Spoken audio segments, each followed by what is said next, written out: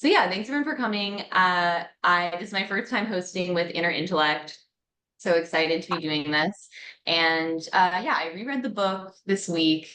Um, and I think a couple of things I want to talk about are just like, I think he wrote it in 2008, so it's been a while. And I think when it was original, like a lot of the tone in it doesn't fully translate, I think, to 2024, just in terms of talking about sort of the social setting and the importance of Christianity to kind of our day-to-day life. Like there's a part in there where he says the next president will have to, will have to be a religious guy. And I think there's still some truth to that, but it feels a lot less central than it was. So I guess what I'm getting at is that at the time that he wrote that, I think being an atheist or even being an agnostic was kind of a very subversive thing to come out as. And I nowadays, it's like with the more trad rising scene and things like that, some people are like rebelliously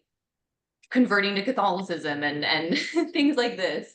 And then a couple of other thoughts are just around, he talks a lot with a lot of confidence about why we don't need to value sort of the ancient religious texts. And that stuff is quite convincing to me. But on the other hand, we don't seem to have made a lot of progress in building a secular culture that is providing meaning to people and that is sustainable across different contexts and over time. So I want to talk about like how realistic that project is.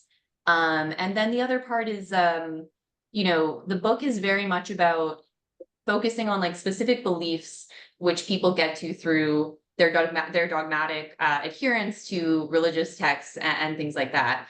But he doesn't actually make any argument against theism per se, or he doesn't make a strong argument against that. He really makes an argument against holding specific dogmatic beliefs which are impervious to changing with evidence. So yeah, I think that it's not so much an argument for atheism as it is an argument against the three major Western religions in particular, and in particular against fundamentalist readings of those religions. Or that's the strongest argument that he makes. So I made a little deck, so I'm going to share my screen, and we can go through this. It's just like as a conversational starter, and I'm sure we'll have lots of topics that are not covered on here, which we can get into after. Oops, sorry. Okay. Oh, okay. So samharris. Oh, sorry about that, you guys. I think I might have put the wrong image of Ben Stiller. I never noticed that Wait, until is now. that a joke? I'm guessing it's a joke, right? My It's a mistake. joke in his So do look embarrassing. They look similar.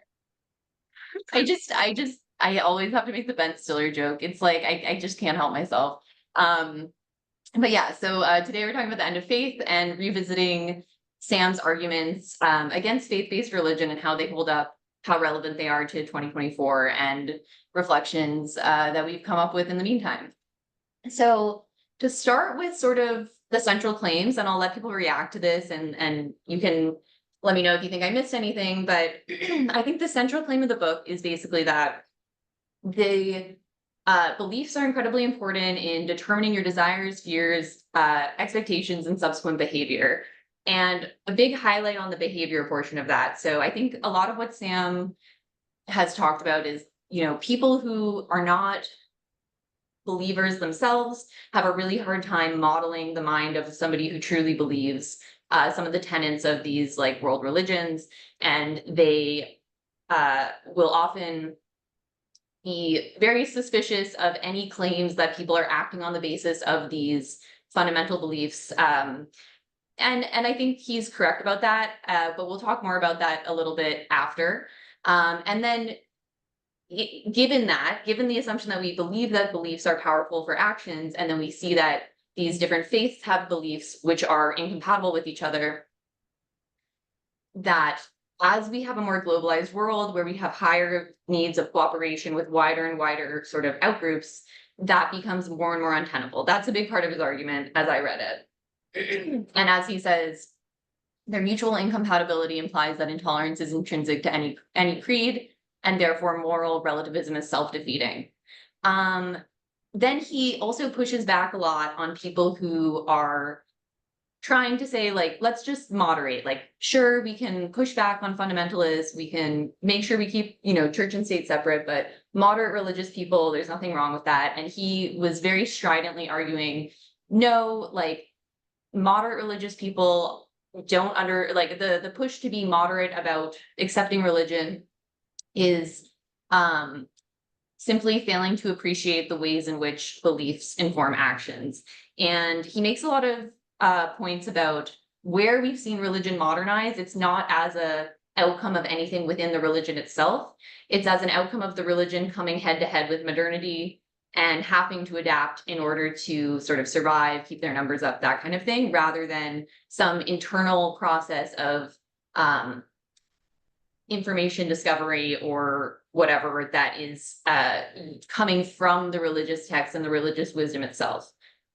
And then finally, he acknowledges that religion currently does provide meaning to a lot of people, but in his opinion, it does so at an acceptable and also unnecessary cost. So this is what I was talking about a little bit earlier. He's quite confident about the ability to replace the meaning that people and the spiritual experiences that they get through sort of central organized religions with more rational and empirically informed spiritual practices that don't require faith in any propositions that can't be backed by evidence. And so I want to talk about how true that is as we go through.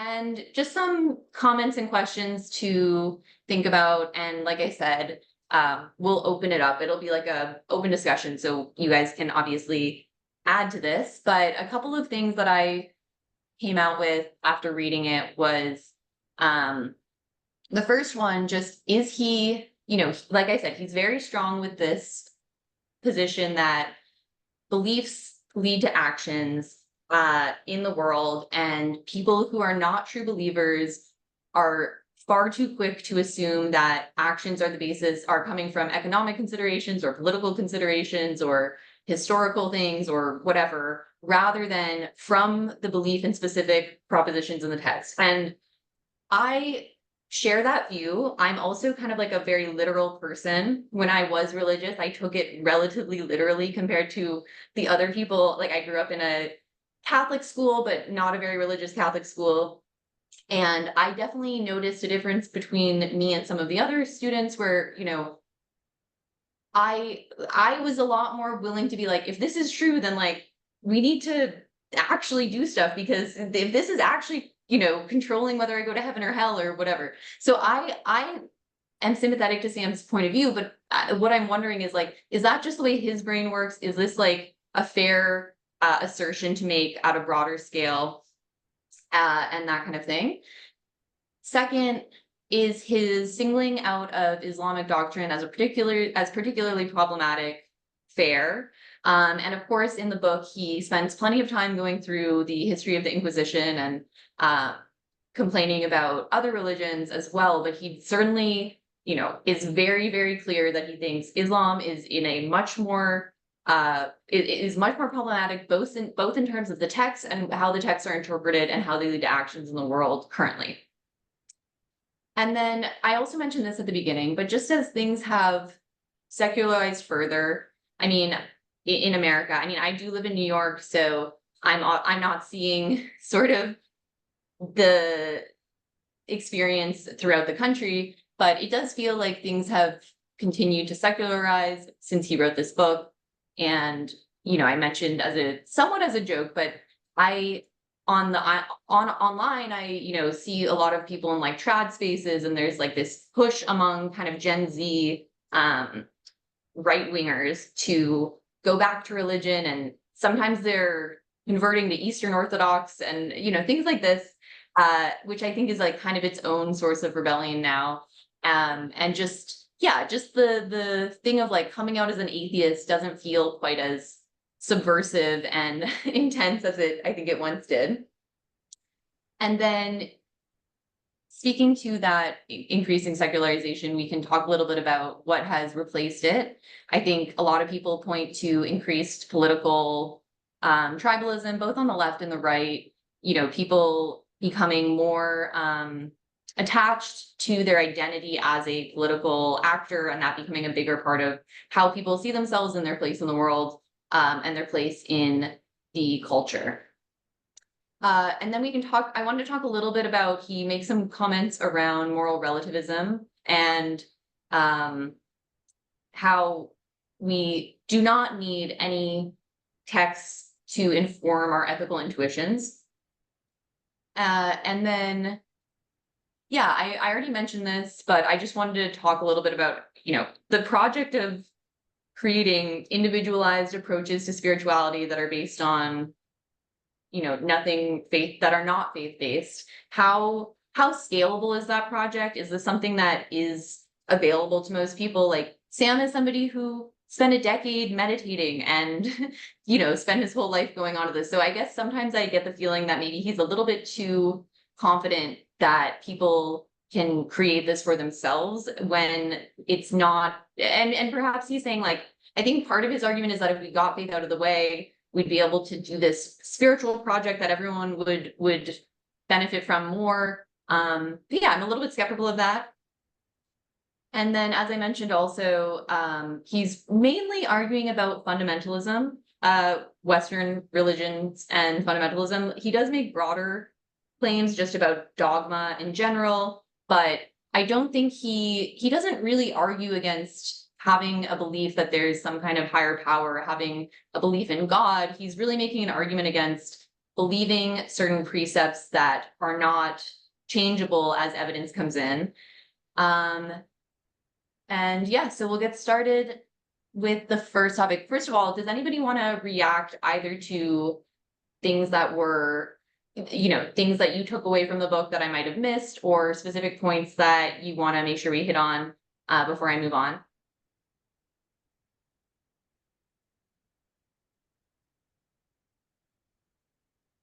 We'll give it one more second of awkward silence. Okay, go ahead, Shine.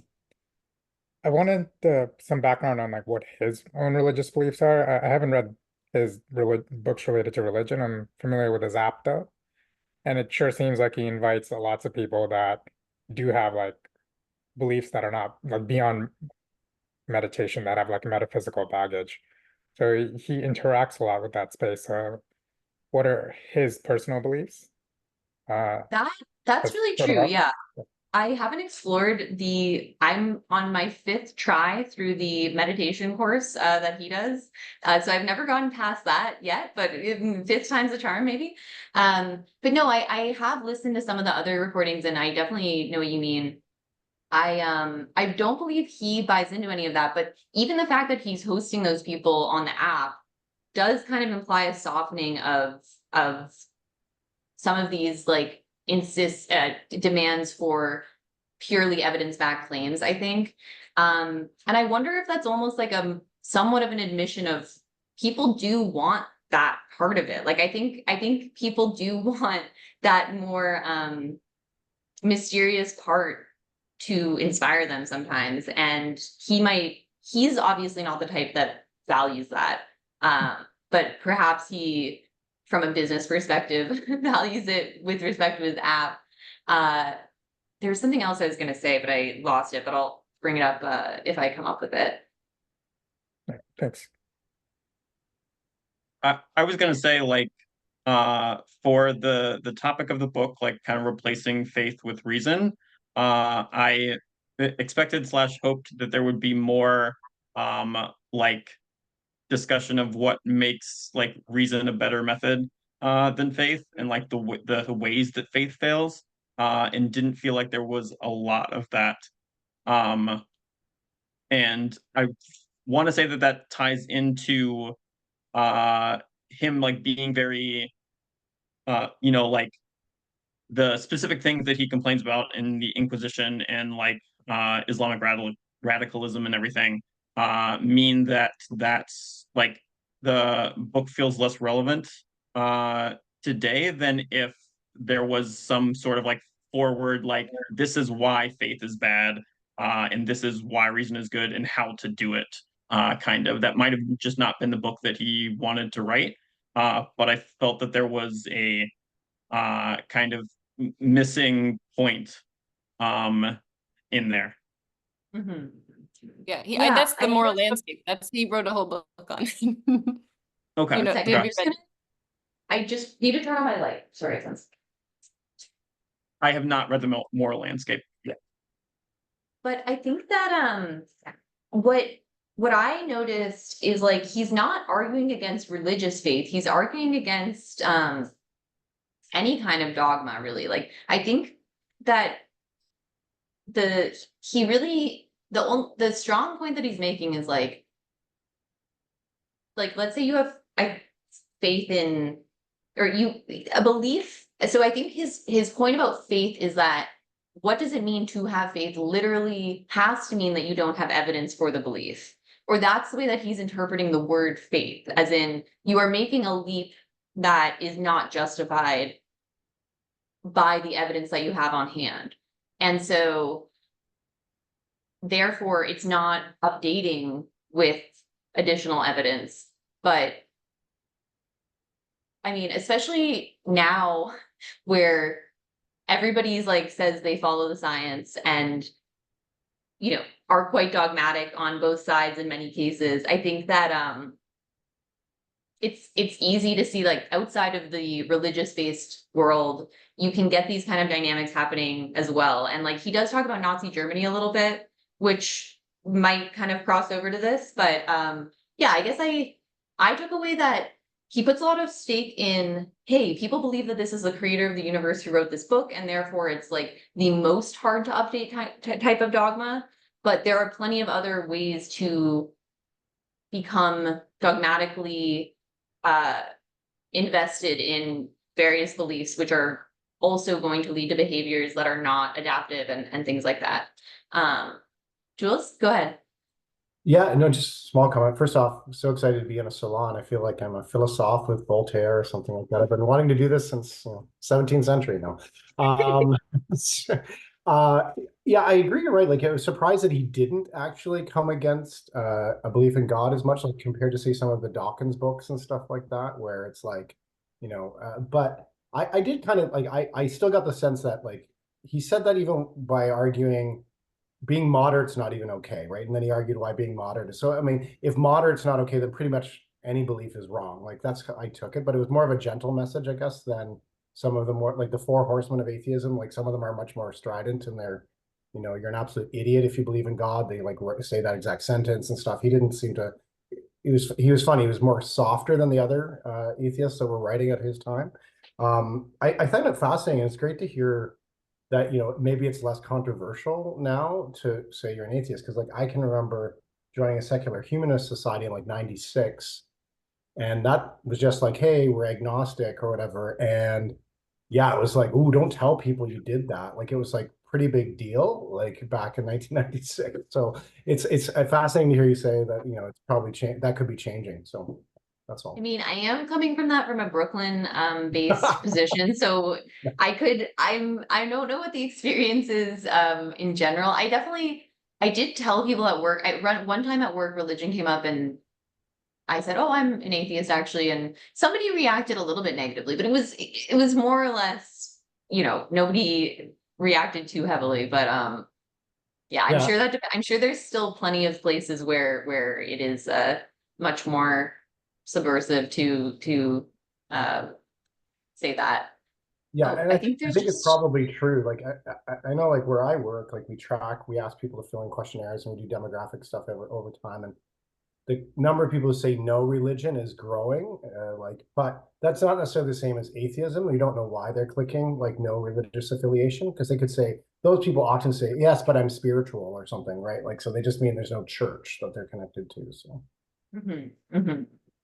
And one other thing I'll say on the reason versus faith thing is, and this like I kind of remember, I don't know if this was back when Jordan Peterson and samharris were talking before things changed. I think I recall some kind of debate where I don't think Jordan Peterson was necessarily supporting total faith-based stuff, but just the idea that is it ever the case that you're able to encode through traditional knowledge truths that might not be evidence-backed, but which are not going to be available through an empirical process anytime soon.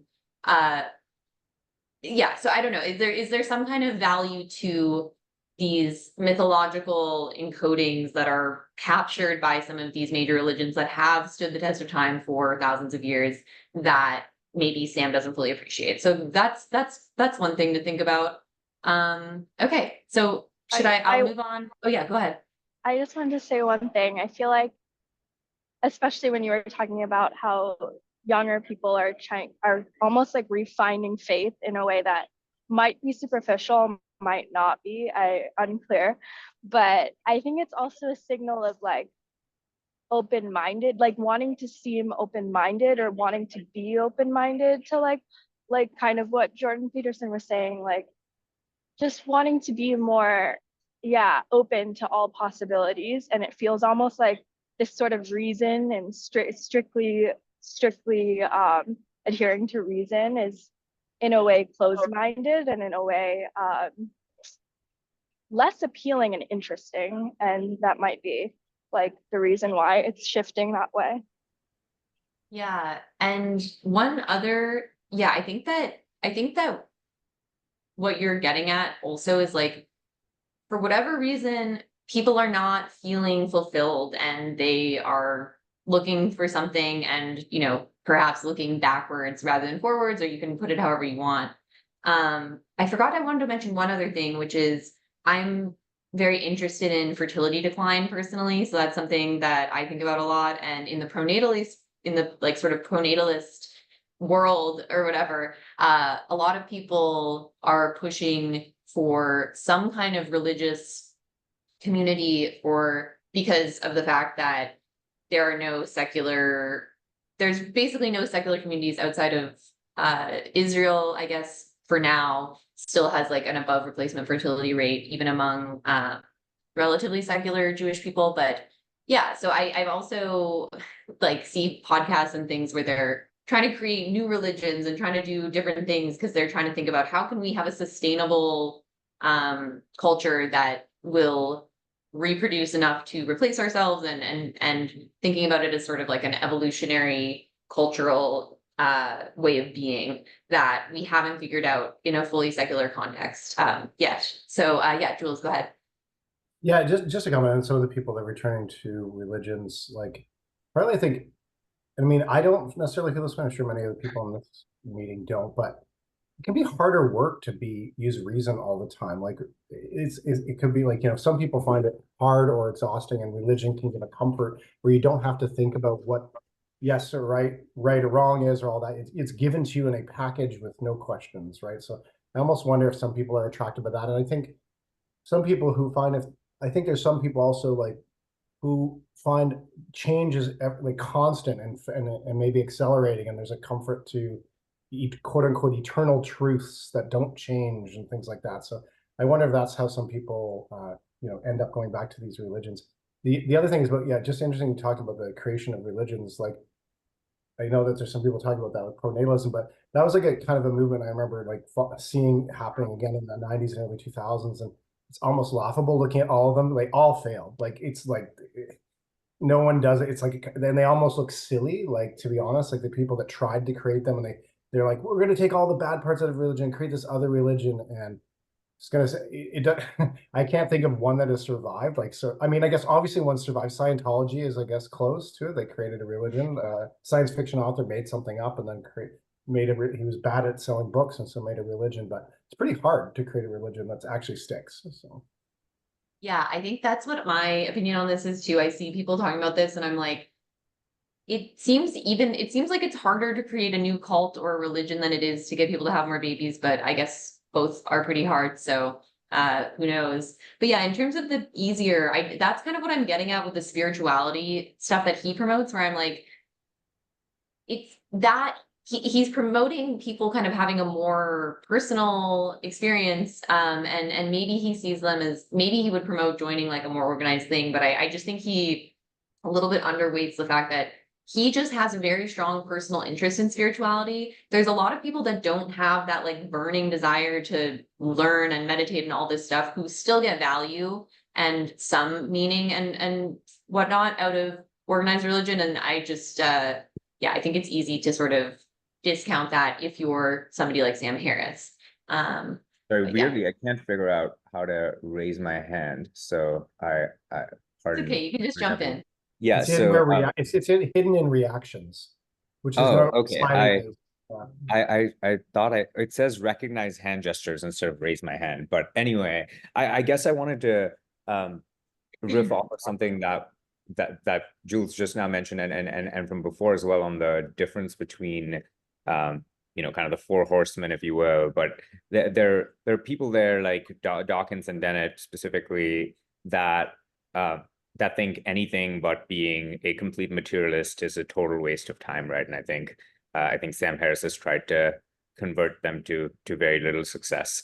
But I think I think because someone raised a point earlier about how maybe you know, Sam just has like a particular affinity for Eastern spirituality, for example, and I think that's true. But I think the broader point there, and the way that it connects to some of the work he's done in this book, is that the specific beliefs have specific consequences, right? I think he thinks of, you know, Jainism and Buddhism specifically as being really at the most benign end of the spectrum, in that I think the example he uses is that if you were a fundamentalist Jain, you would, like, you know, not wear slippers or you know, or not eat root vegetables for the fear of killing sort of worms and bacteria, right? And it's interesting because I think he's recognizing the need for something that's broad, that's larger than ourselves, that connects us in some way, and is spiritual. And so I think the interesting question is or one that also Regan mentioned before, are some religions better at doing that than others? But I think secondly, also, as much as what clinches it for me is, do the codes of that religion actually prioritize how you act in this life versus the afterlife, right? Which makes you a reasonable person to have political or moral disagreements with. So yeah, that was one point. And I also just wanted to say that, like, I'm not sure that atheism, because Jules made the point about kind of having codes and rules, and I actually think that the book he wrote on lying, for example, was a very interesting book for an otherwise consequentialist to write, because it was sort of explicitly about saying that we can't have sound ethical lives if we try to calculate consequences at every juncture. So we need, like, some rules that provide, you know, a broad framework where you can just kind of adhere to it. So I guess if we want to discuss this at some point, I would be interested to know if assuming most people here are not religious, you know, how do you actually think about your personal morality and you know, setting or coming up with your own kind of codes of conduct, if you will. Yeah, because Sam finds it, he's like, well, you know, all it is are you doing the thing to maximize subjective well-being of all the conscious people out there? And yeah, he does find it very obvious, but obviously that is not how lots of people do disagree. And I think he doesn't, you know, address that in this book at all, but he only touches on it quickly. But yeah, just, I think you're correct that he's arguing against dogmatic faith in general, but he focuses on the religions which have the worst particular beliefs, because those lead to the worst outcomes in his opinion. But I think the point is that when you're not, when you don't have a updating process, you are more likely to fall into a bad equilibrium in terms of what you're believing. Nate, go ahead. Oh, I was gonna say, one of the things that, like, kind of rubbed me wrong reading The End of Faith, is, like, my conception of religion is very different from what it seems like his is, right? Like, New Atheism, like, treated religion as, like, synonymous with God.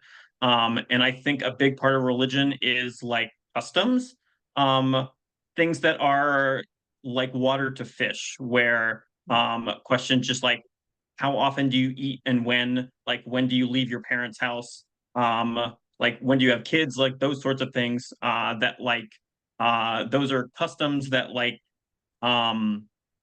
you know, different subcultures and everything will have different ideas about those, and those can be thought of as much of a religion as like the spiritual beliefs. And I kept wanting him to like kind of like disambiguate like the different like aspects of religion there. But I think it was you talking about maybe fertility or whatever, where like the current American or educated American religion is the capstone baby, right? Rather than the keystone or whatever the alternative would be. So like that's a like shadow thing where like you don't even realize you're in it, but those sorts of expectations very much govern the way people act and whatnot. And I think about thinking about religion should involve just those sorts of like, this is the thing that we do, and most people are just going to copy that and go along with it. Yeah, and that really speaks to sort of what I'm talking about, even though, yeah, I think that some of the pronatalists that think they can just create their own religion out of thin air, I think that's pretty unrealistic. But what they're speaking to that because they're thinking about it in this more holistic sense of what can be reproduced generation after generation. What is something that will, you know, yield itself competitively in the world, and doubting that we've been able to do that secularly. But yeah, just for people who don't know, the capstone baby thing is like the idea that people are waiting until they have every single thing in place to then have the baby as the final thing when they've achieved everything else in life. They've got the house, they've got the marriage, all this stuff. And the reality is that for a lot of people, by the time you get there, you're 38 and you only have time to have one baby or whatever. So yes, Colby, go ahead. Yeah, it's interesting. I'm thinking about this first question you have on here, but kind of related to what was just said of like how much of belief is informing action, how much of it is like taking something literal in this world of like religion in some cases being very heady intellectual, but also there's a large part of just like lived practice. And I would love to hear if anyone has like different opinions on this. I just feel like there's a type of person that is drawn to the type of content that is very much this kind of like intellectual puzzle to figure out. At least that's me. Like I'm very drawn to it. It's why I listen to Sam Harris, and it's why I listen to the type of people that like participate in these things. It's why I similarly like grew up very religious and then stopped practicing because I didn't believe the practice or didn't believe the beliefs, where I know a lot of people that continue to maintain an ability to like be in and like not really care actually that much about the beliefs itself. Right. So I don't think there's a right or a wrong answer. I think there's people that fall on both sides of that, but I identify much closer with the kind of like be a true believer. Like that's what you should be. And I think he's accurate from that perspective that someone who has that belief is wildly informed. Like beliefs absolutely determine what you do and should be critiqued for that reason. But I don't know how to break that percentage down or like how to figure out what the ratio of those are to each other. Yeah, and I think part of the fact, like, he grew up pretty secular as far as I know. So I think the religious people that he's come into contact with are the type that he's talking about. Generally, they're like very smart people who actually really, really believe the fundamental beliefs and have constructed very intelligent ways, or you know, like he used to like debate people. I never watched that stuff back in the day, but I think those were the types of people he's coming into contact with, is like a rabbi who debates the fine points of Judaism with atheists, and a, you know, Christian guy who does that too, which are obviously not the typical person who is like doing the more custom based stuff that Nate was pointing to, and kind of just treating this as part of their general cultural identity in a more encompassing way that's not necessarily just about like what does the specific doctrines say. Jules, go ahead. Yeah, no, just intrigued by like Nate and Colby's comments, kind of like the culture piece of religion. Like, and I think that's true. And I don't actually I don't disagree really with anything Sam said in this book, but I do think like maybe because he wasn't ever religious himself, as far as I know. He doesn't get, like, he's right. When people like believe things, it motivates actions and they really mean it. It's not for economic reasons. They think it's because God said it. That's true. But you can also be, and I, growing up Catholic, knowing enough people, you can be fully in the religion and not even know what the beliefs are. Like you don't, like it's like funny. Like it's like it can be the culture piece. Like you can like quit, like, and so like your story, Regan, of like, well, wait, if it says this, we should be concerned about this. Like I was someone who also knew all the rules and nobody cared. But they all went to church every Sunday, and like, you know what I mean? Like, so like it's funny that and the other piece too is that people can be very devout, and like if you look at the history of like Christianity, yeah, whenever they can be devout, and also, but when it gets in their way, they'll still do what they want. Like, you know, blessed are the poor. Well, guess what? It never stopped any Catholic from trying to be really rich, right? Like, so you know what I mean? Like, so people are always a little bit picking and choosing, even when they're religious.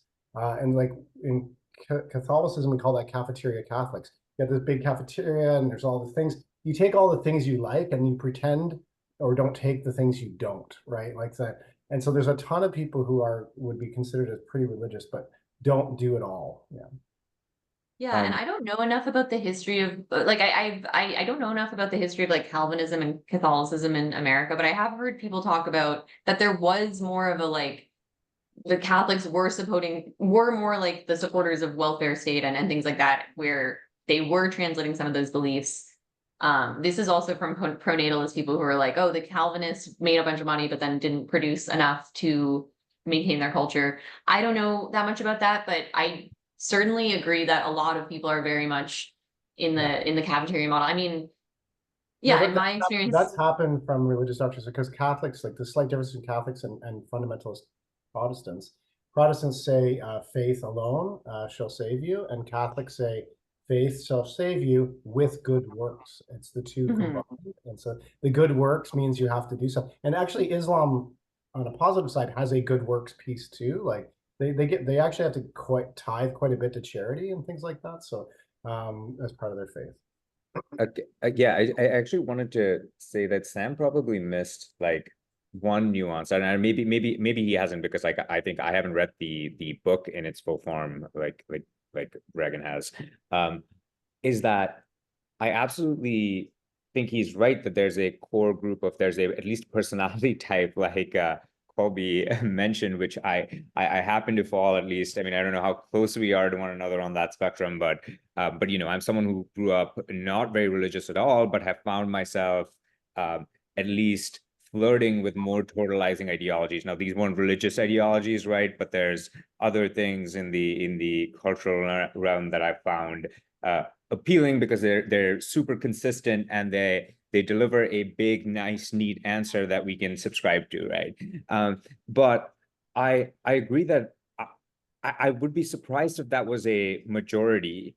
But the like even when he talks about Islam, for example, it's true that there's a core group of people who will absolutely die for the faith. Now, the other concentric circles that he talks about in every religion, I think it's also true that some religions are worse than others, but I think that economic incentives actually kind of, they interact really closely with this in a way that it can be hard to parse. So, for example, I think if you look at sort of how jihadist groups operate in places like Pakistan, right? It's, yes, there's the brainwashing in madrasas, but there's also just people kind of, these are places where there's not lots of economic opportunity. And so the carrot of money and economic incentives is a great foot in the door, right? It like draws people in.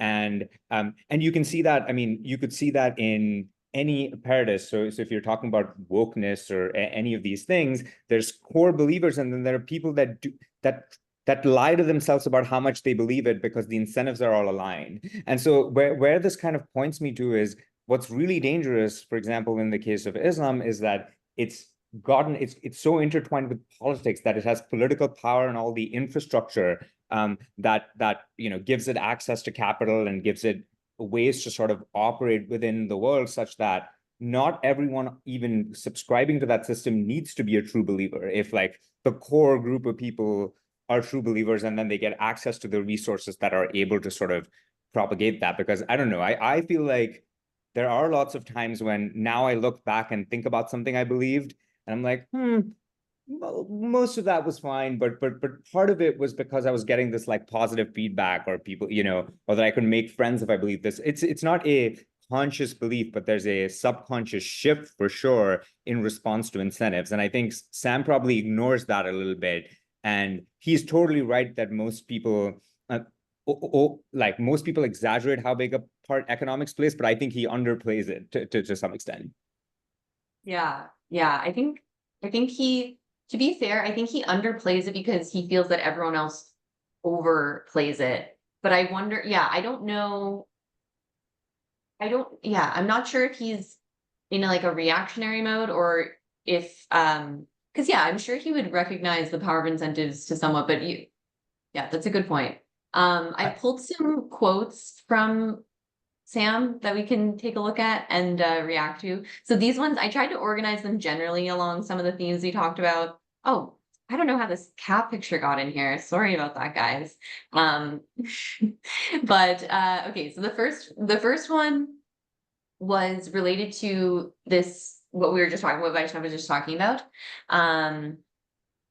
Do religious beliefs generally operate as Sam claims, or are they, more about social conformity, tribal loyalty, personal identity, and these broader conceptions of just where you slot into your society, sort of. So one of the quotes I have here is, beliefs are principles of action, whatever they may be at the level of the brain. They're processes by which our understanding and misunderstanding of the world are made available to guide our behavior. So again, he's just drawing out the link between final behaviors and beliefs. And I think there's a sense in which this is almost like tautologically true, that like whenever you're acting in the world, there's something that you're trying to do, and so you have a belief that this action is going to get you closer to whatever goal that is. Whether the specific goals that are motivating a significant portion of your action are related to things in the religious texts, I think is the question. And then similarly to also what Vaishnav and Jules and others were just talking about, is the extent to which he really focuses on how religious beliefs motivate conflict. And I have some other points that we'll talk about on this, but the quote I took was, he says, secularists tend to argue that the role of Islam or religious belief in general is secondary to that of politics in determining the character of a society. On this account, people are motivated by their political interests first and find a religious rationale to suit the occasion. No doubt there are numerous examples, but a lever only works if it's attached to something. Someone, after all, must believe in God for talk of God to be politically efficacious. So here he's pointing to, people will say, in the case of Islam or something, the leaders are just, they have some kind of political goal, they're shoehorning it into some kind of religious argument to give it more power with respect to how people react to it. But his point is that somebody at some point has to care what the correct thing to do religiously would be for that to work. So I don't know if anyone had reactions to any of that or further comments. Maybe I'll just think on the. Oh, sorry. Go ahead. Go ahead. Mine's quick. I was gonna say the second point in particular, something I find really interesting is that I'm assuming this is a direct quote from the book. Like I podcast. Yes. I've not. It's been a while since I read the book, but like he still says this exact thing, like today. And I actually find that very interesting. Is that despite kind of whatever other like things have happened in the past 20 years, and maybe he's softened on some of the later things. Maybe he's softened on the idea of some sort of spiritual world with meditation practice. I've heard versions of this quote from him like 2 months ago and 6 months ago. And I personally have not run into the people that he argues against. Like he seems to have this person in his head that he is like desperately trying to fight against when he says that. And I don't know who they are. And so I just find that interesting. Like I think it's Rory Stewart, if you want a specific name of the person that he's fighting against on some of this stuff. And I'm saying that partly facetiously, but there's he talks to Rory about Islam, and you can see clearly this is sort of I think it'd be unfair to say Rory says that religion plays no role, but I think they certainly disagree on kind of the balance and where that lies.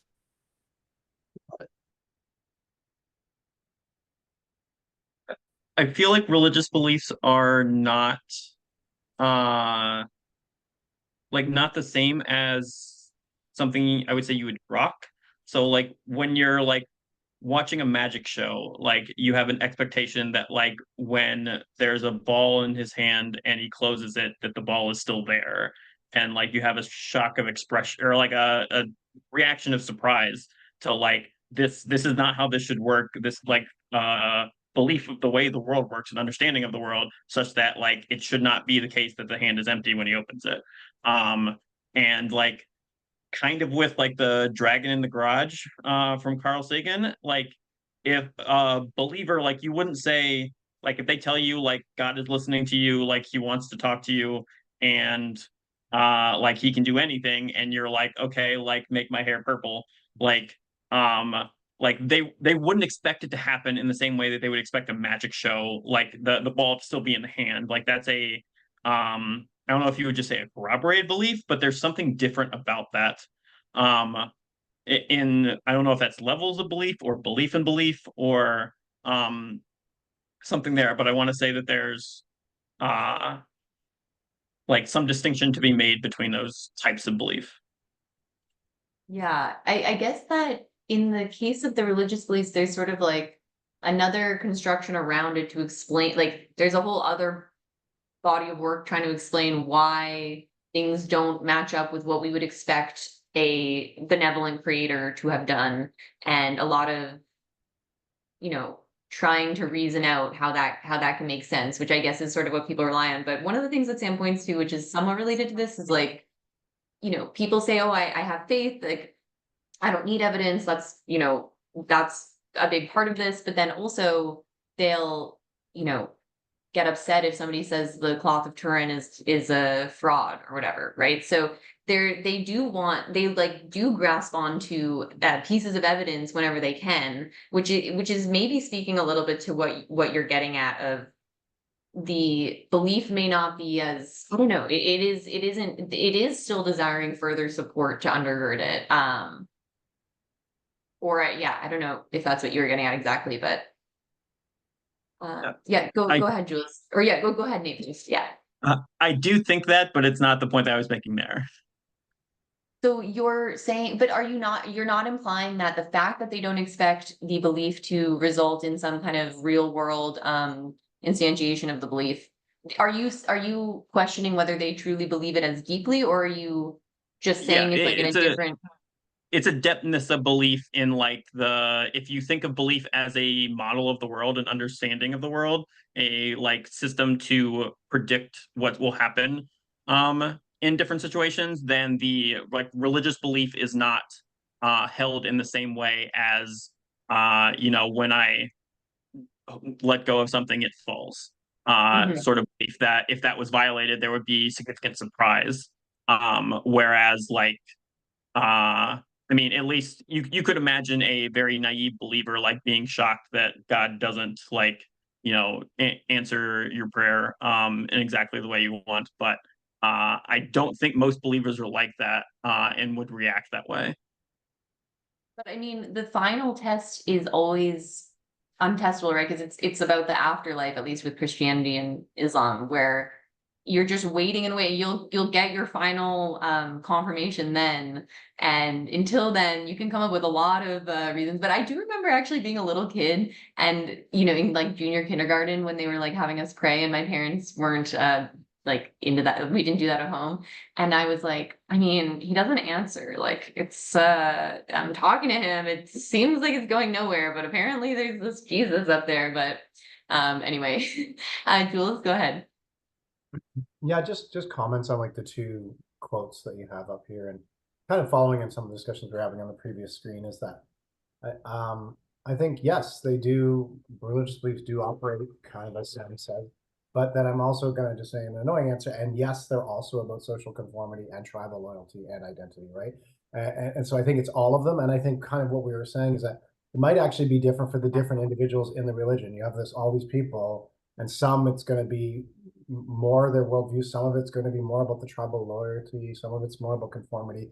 Each of us are like unique in that way, potentially. On the second one, can it motivate conflict? Yeah, absolutely. It definitely motivates conflict. It can be the primary motivator. But I also, just my only nuance there is, I think where it's also aligned with, and I'll get to keep all the loot that I take if I attack these people, I think that helps it. Like, it's like you can have multiple reasons for having conflict. And so religion might be your main reason, but it's pretty sweet that I'm going to keep everything I steal. So like the Spanish conquistadors coming to, and like indigenous peoples of America, they were like, I'm converting you to God. This is religion, why I'm doing it. But guess what? They also took all the gold. So that was very convenient for them, right? Like, I think you can have multiple things, and when they're aligned, it's even more likely you're going to do it. And so they're going to say, well, you know, was the conquistadors, was it about the gold or the religion? You know, hard to argue. It might be both, I would say. So. Yeah, and Sam does, I think he brings up, I don't remember if it's that exact example, but he does talk about some change in Catholic doctrine where you are allowed to keep the loot, basically, and then they looted more, obviously, after that. So it's not like he totally doesn't admit the No, he does say that, yeah. But yeah, I think. And the history of anti-Semitism, they always kept passing laws, like religious-based laws, that said, and I now get to keep all the things the Jewish people owned, right? Like, so there's always these like, interesting. I don't remember Jesus saying that part, like keep all the stuff, like, but you know, so there's these dual motivations or multiple motivations. It's all going to go to converting more souls and bringing more people to good news. So it's all for the benefit of others in the long run. Okay, I'll move to the next slide. I have some more quotes. Okay, so controversial slide. Okay, is his singling out of Islamic doctrine as particularly problematic fair? So yeah, he spends some time in the book talking about Christianity, a little bit of time talking about Judaism, but he mostly is talking about, he spends some time talking about, the Inquisition and sort of historical violence through Christianity. He also spends a decent amount of time talking about the role of Christianity in US politics near the end of the book. But as we all know, he focuses much more heavily on Islam in particular as being a threat now. And he thinks that that is partially attributable to the actual texts themselves. So a couple of things he says: by any measure of normativity we might hope to adopt, there are good beliefs and there are bad ones, and it should now be obvious to everyone that Islam has more than their fair share of the latter. Islam, more than any other religion human beings have devised, has all the makings of a thoroughgoing cult of death. There's no reason to believe that political and economic improvements in the Muslim world in and of themselves would remedy this. So a few other things that he talks about here are just when he focuses a lot on the belief in paradise, the belief in an afterlife, which changes in his mind the dynamics. And I think some of this stuff to me struck me as a little bit over dramatic. Like he's talking about if a Muslim state gets weapons of mass destruction, then they'll be very happy to use them, and mutual deterrence is not going to work the same way as it did with Russia and the US, because when you don't value life, you're not as concerned about escalating to an insane level.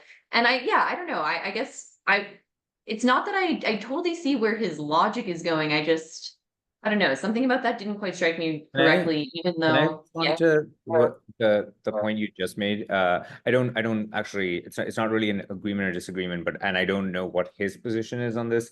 But I actually think it's a little bit like, it's true that if you're thinking about the Iranian Revolution, which is like the easiest case of like a state that might get nuclear weapons soon, and then we know that at least the regime is motivated and explicitly motivated by religion, because there were clerics that actually led the revolution. Now, I guess it's an interesting question of which is kind of what Nate pointed to, where even if you hold that belief and you're rallying people around that belief, when it comes to pressing the red button, is it kind of going to override your self-preservation, et cetera, right? Like, it's one thing for kind of jihadist fighters who motivated by a bunch of different things to do it, but for a whole for the a nation state to annihilate itself. And even and my point of view here is, even if the answer to that seems like no on a very high level, I think it's still very concerning, because institutions aren't like monoliths, right? And when you have a institution where there are hyper-religious zealots in influential positions, all you need in some of these places is for one rogue person to make a bad calculus, and the probability of making a bad calculus does go up if you have religious zealotry in the mix. Because if you're kind of gaming out a game theoretic situation with someone, and the other person's payoff is like afterlife, right? Their afterlife, if they lose, then the question is, what can you offer them that will be comparable to that payoff of infinite payoffs? And I guess that's Sam's argument. And what I'm saying is that even if you don't believe that, there is a case to be made for, what are the types of people that tend to have to get power in these places? I mean, I'll take another example in India, where it's not as if I'm concerned that, Modi, the current prime minister, is such a big religious zealot that he would do something really stupid. But there absolutely are people in his sort of like entourage that are very purely motivated by religion. And I think even the marginal effect that they have on that institution can be super damaging, because they just become one more constituency you have to please. And you never know, right? I mean, you never know who can kind of gather and succeed and take power over in some of these places. So yeah, I mean, I guess he kind of tries to compare that against a place like North Korea, where there's no limit to the evil they'll do, but it's still motivated by sort of like this world's concerns and not otherworldly concerns. Yeah. I mean, I definitely can believe it raises the risk on a relative basis. I think that makes sense. Like directionally, I think the argument makes sense. And I think it's just that the way there was just a couple of passages that were written in an intentionally very like vivid way that didn't hit emotionally for me, because they were just a little bit extreme. But yeah, maybe I'm not it's not that I don't think he has a point. I just anyway. Shine, go ahead. Yeah, so my model here is that religion provides ammunition, and there's enough degrees of freedom that you can find whatever you want. But there's, how much ammunition is there, and how much social force is carried with like citing religious texts. So Judaism, for example, I think it's like pretty unambiguous that you should put people to death for homosexuality or working on Saturdays, but I don't think anybody does that, not even the ultra-Orthodox. Versus in Islamic societies, calling somebody or something un-Islamic carries a lot of weight. Like you can get a mob to kill somebody by 4 p.m. just by saying they burned the Quran. Nobody's going to do any fact checking. So in Islamic society, it certainly is more, the texts are more powerful. I don't know if that's intrinsic to Islam versus that it didn't have any reform movements that other religions might have. But there's also a matter of quantity. I think that is plausible in that Islam did have it grew up in a time of a lot of warfare, so I can imagine that the theology does provide more things to cite for violence. But I haven't done any comparative religion, so I'm not sure about that. It could be that Islam could have reform movements where citing the Quran doesn't quite have the same impact. But it's not guaranteed that with time that goes down. I'm thinking these things can also go upward. Like Vladimir Putin is currently citing the unity of the Orthodox Church to justify his actions, versus in communist times, religion was heavily suppressed.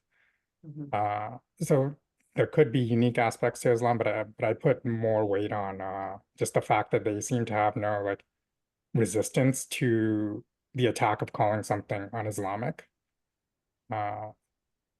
Yeah, no, and I think I agree with you that it's probably some of both. Like because he talks about witch burnings and things like that, and lots of Christian persecution of people that didn't require evidence and things like that. But also the next quote is like, when you do compare Muhammad to Jesus as a character, there's a lot of difference there. And that gets to what you were saying about, some of it is just like it's true that you can pull lots of things from all of these texts and you can support lots of different ways of life, but there might just be a higher percentage in Islam than there is in Christianity, than there is in Judaism. And that might have an effect on like the ease with which you can do these reforms. But the other thing, like when you were talking about reforms that I just wanted to highlight, because Sam brings this up a lot, is like the reason that he pushes back on like the religious moderation is he's like, this is not the religion generating new interesting knowledge. It's always the religion being forced into contact with reality and then having to change. And it's just slowing down that progress rather than like, it's not adding anything that we couldn't get otherwise. And anyway, we'll talk more about that after, but Colby, go ahead. There's just a lot here. I love it. When I see this question, it two things that it kind of brings up for me. One is just how uncomfortable that I am with the idea of like saying something is wrong or like saying something is worse. And in just like on a personal level, I hear it and I'm like, ooh, that like feels wrong to say. And then at the same time, something I really respect about him is that he's willing to do that. Like he's willing to say, let's hold these two things up side by side, or hold these three things up side by side. And we can judge them on their merits, and we can judge them on their outcomes, and we can judge them on what they bring into the world, and we can judge them on the influence that they have. And he seems to, in my opinion, point a pretty good picture of like, this is worth singling out relative to other religions and other practices, at least at this point in time in history, which is what we live in. And I think it's easy for me to shy away from that because what I'm surrounded by is Christianity. Like the people that I interact with are Christians, so I can point to their extremes a lot easier. And it makes me want to like, well, but yeah, I believe he's convincing to me that like it is justifiable to single out in this way. And I respect his willingness to do that rather than try to just kind of like equivocate everything. Yeah, I think you're totally right that like depending on the context you're in, I mean, it's sort of like when you hear sort of center left people, they complain a lot about the left, and center right people complain a lot about the right, because you're surrounded by people of your side that you're hearing these things from, and you're more willing to sort of criticize because you understand it more deeply. And I think that is like a very natural response. But yeah, I agree with you. I think he makes a pretty convincing case. And what I'm a little bit less sure on the like, could you keep the text the same and have had a different outcome? Like how historically contingent was it that Islam became the one that is like problematic in the 2000s or whatever? That part I'm a little bit less clear on, but it does seem like there's less wiggle room than there is, especially just with the second part about like Jesus versus Muhammad is a very different character, and that it would be surprising if that didn't flow through to something. So Jules, go ahead. Yeah, no, I think, looking at the second question first, I think, like Jesus versus Muhammad are quite different characters. But I think, and he gave like, the whole chapter, it felt like a whole chapter of quotes, from the Quran. It was like, over and over again. So you're like, yeah, that's all in there, right? Like, he did talk a little bit about Judaism. I think maybe what he could have said clearer is that like the Old Testament, which was for what Christians call the Old Testament, and then the Torah for the Jews, it's insanely problematic. And you could give quotes for hours from it as well. And like, I didn't think that was instantly as balanced. And I don't have an answer here, but it's interesting to me. Like the Jews have texts that say absolutely horrible things. Like if you read and he said a few of these in the book, but like, and then we raped all the women, like, and all like just these horrible things. And I think if, you look at like what like the kingdom of Israel was described as in many of the different books of the Bible, like it's horrifying, like it's absolutely horrifying. And so Jews today don't seem like that, but I mean, so just I guess what I'm saying is it's interesting that you can have these texts that have the worst quotes you imagine. Like if you wear two different fabrics, so like polyester cotton blend, you're supposed to be stoned. Like there's so many dumb rules in there, and that's not a joke. That's an actual one. You shall stone the person who wears clothing of two different fabrics. Like, like there's so many rules in there that are unbelievable in the Old Testament. But then they don't play out to being violent. So, and then he commented too, like, about Islam being kind of the pinnacle at a point. Why do we have many of the Greek texts is because they saved them and brought them in. They were translated in Spain. So I'm always intrigued by, you can, like, maybe this is back to your literalist reading of the text. There's these texts, and yet the societies can act on them or not act them at the same time, right? Like they can be more advanced or less advanced. And yeah, Islam seems to be in a pretty problematic point in many parts of the world right now, where it's pretty violent and all of that. But it can't just be the text, because then why were they less violent when they were the Ottomans, like, or whatever? Why were the Jews more violent in King David's time and they're less violent now, right? The text didn't change, right? So that's all. Yeah, I think his case that there's a particular problem with Islam right now that deserves pointing out is quite strong. Yeah. I'm less clear on the importance of the actual text also. But yeah, the only thing I wanted to mention about the Jewish what he talks about Judaism is the actually, forgetting about the text, the most like controversial thing I think he said about Judaism was, there's a quote in there where he's like, the Jews conspired with their subjugators by seeing themselves as irretrievably different from everyone else, and then confirming that. So I thought that was I thought that was actually the most controversial thing he said about victim blaming almost. Yeah. But I get what he means. He's like, if you are a chosen people and all of this, and you're not proselytizing and all of that, then it's you are not going to integrate with other. Yeah. He's not wrong historically. Like the Romans, like, could not understand what to do with the Jews, like when they were part of the Roman Empire, because every all the way from Britain to like into Asia, like they took people, they just absorbed their gods, said, you keep all your own gods, that's fine, but you have to say the Roman emperor, syncretism, you're good to go, right? And they let everyone keep their religion, and the Jews were the ones who were like, nope, not going to do it. Like they didn't know what to do with them, right? Like they were, I'm not saying that's a critique of the Jews, but I'm just saying they were unique that way, like in their intransience to accept other gods. And I thought it was funny too, like when he points out like other religions can be extremely absorptive, like Hinduism said, oh yeah, Jesus, okay, he's now one of the gods of the Hindu pantheon. Like they just absorbed Jesus, right? Like not a problem, right? So Hinduism, it seems like there could be you cannot be a heretic with some other god. You could keep adding gods all you want, right? So right.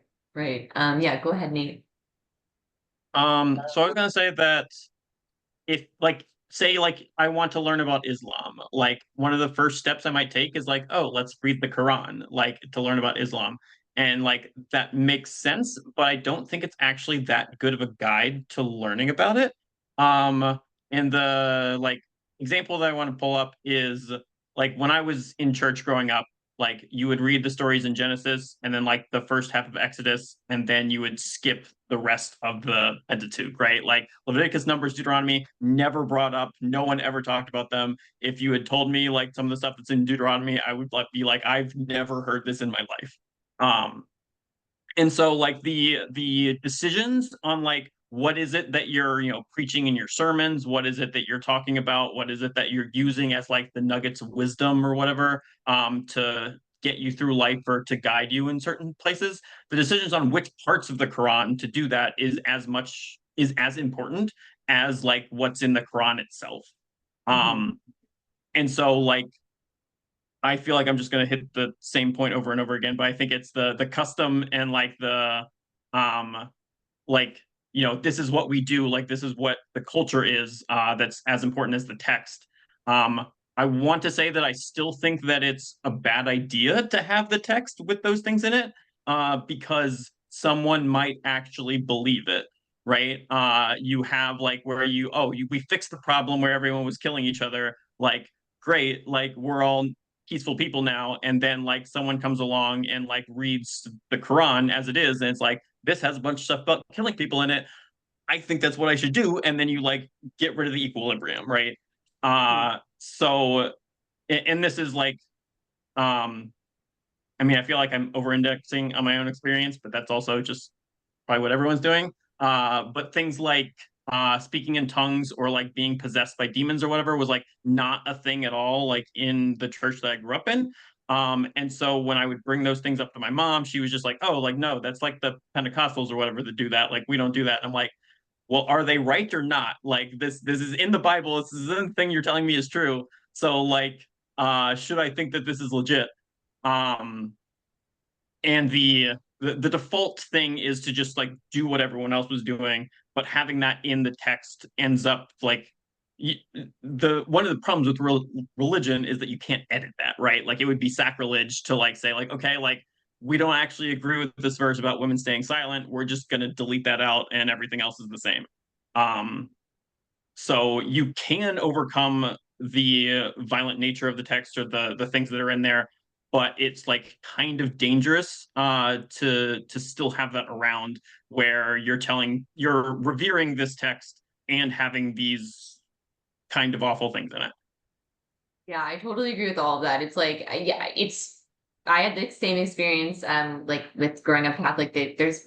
We don't read the Bible at all, really. I mean, there's like the catechism as well. You barely read the Bible, but also it's a holy book. And, but also like to your point, some very rationalist, literal person can come along and read it and be like, guys, did you know like we're supposed to be murdering apostates? Like we got to get on that. So yeah, Jules, go ahead. Yeah, and I just think it's a good point that like reading a text isn't always enough. Again, just speaking from my own faith of what I grew up in, that I don't believe in anymore. But like the Catholic Church, and it is different than Protestants who say the text is all. But for the Catholic Church, it's that the church itself, the Pope and his cardinals and the bishops, are informed by the Spirit of the Holy Spirit, and so they make up a whole bunch of other doctrine that's not written anywhere in the Bible, right? Like so, like a whole bunch of stuff, like including like Mary being immaculate, all these different kinds of things. Yeah, I just learned that the Immaculate Conception wasn't in the Bible. I thought that was in the Bible. The virgin birth is, but the Immaculate Conception is that Mary was born free of sin. Yeah, I didn't know that either. So that a ton of stuff is informed by a bunch of well, they're not all white, sorry, a bunch of men talking together about what we believe, what's going to be the rule. And sometimes it takes forever. Like they argue for hundreds of years before they land on what it's going to be. Like even like he mentions in the thing about the Pope infallible. So it's not always infallible. The Pope has to say, the next statement I'm saying is infallible. End of sentence, now infallible again. Like the Pope has to declare that this next sentence will be infallible. But that wasn't until like 1880. So it took like almost 2,000 years before they decided, yeah, actually the Pope's infallible. Like, so it's a constantly evolving thing. So that's a culture piece, right? So. Yeah. Marcus, go ahead. Yeah. So, yeah, I guess some more specific examples on, or some counterexamples for like Islam in particular.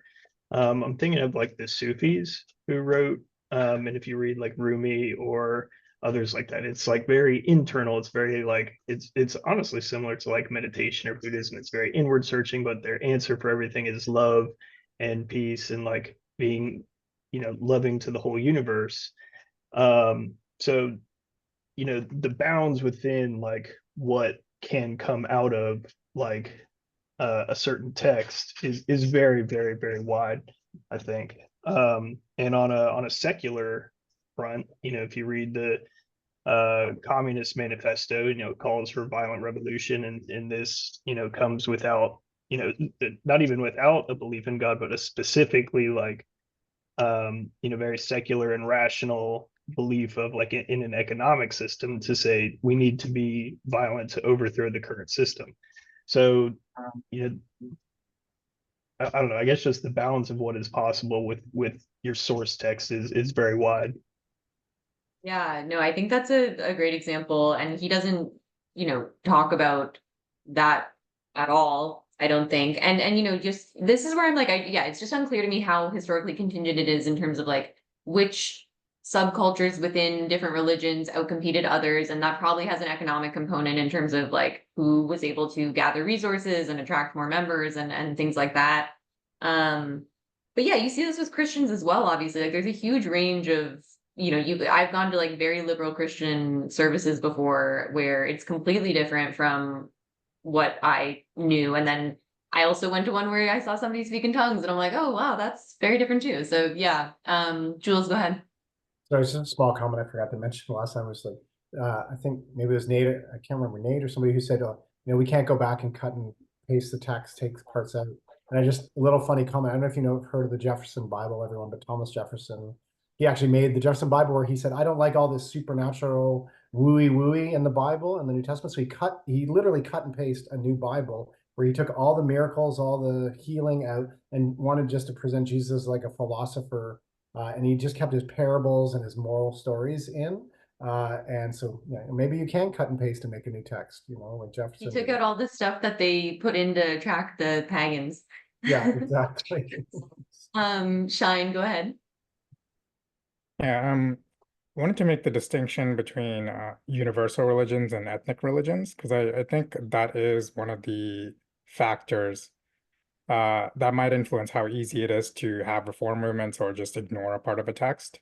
So that may be what allows Jews to get away with not stoning people for trivial things, versus because you can be a Jew without faith. Well, it's debatable, but like the word Jew connotes a lot of things.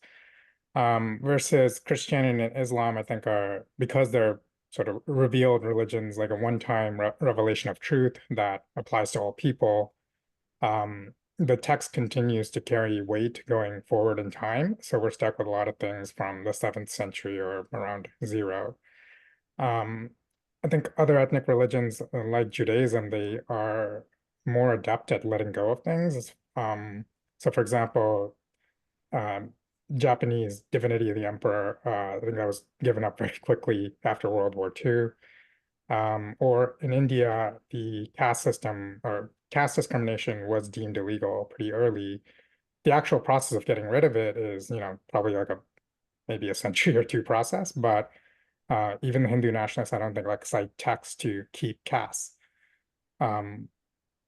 But on the other hand, I do think there's an element of contingency here, because like the version of Islam that is used to justify a lot of violence is a very particular Arab version. And I don't know if like if the Salafis in the era of decolonizing the Arab Peninsula and the surrounding regions, if they hadn't gotten, you know, placed in the House of Saud and all that, if this would have turned out like that, because a lot of money has come out of the out of Qatar and Saudi Arabia, especially in the past, that caused the spread of the current political Islam.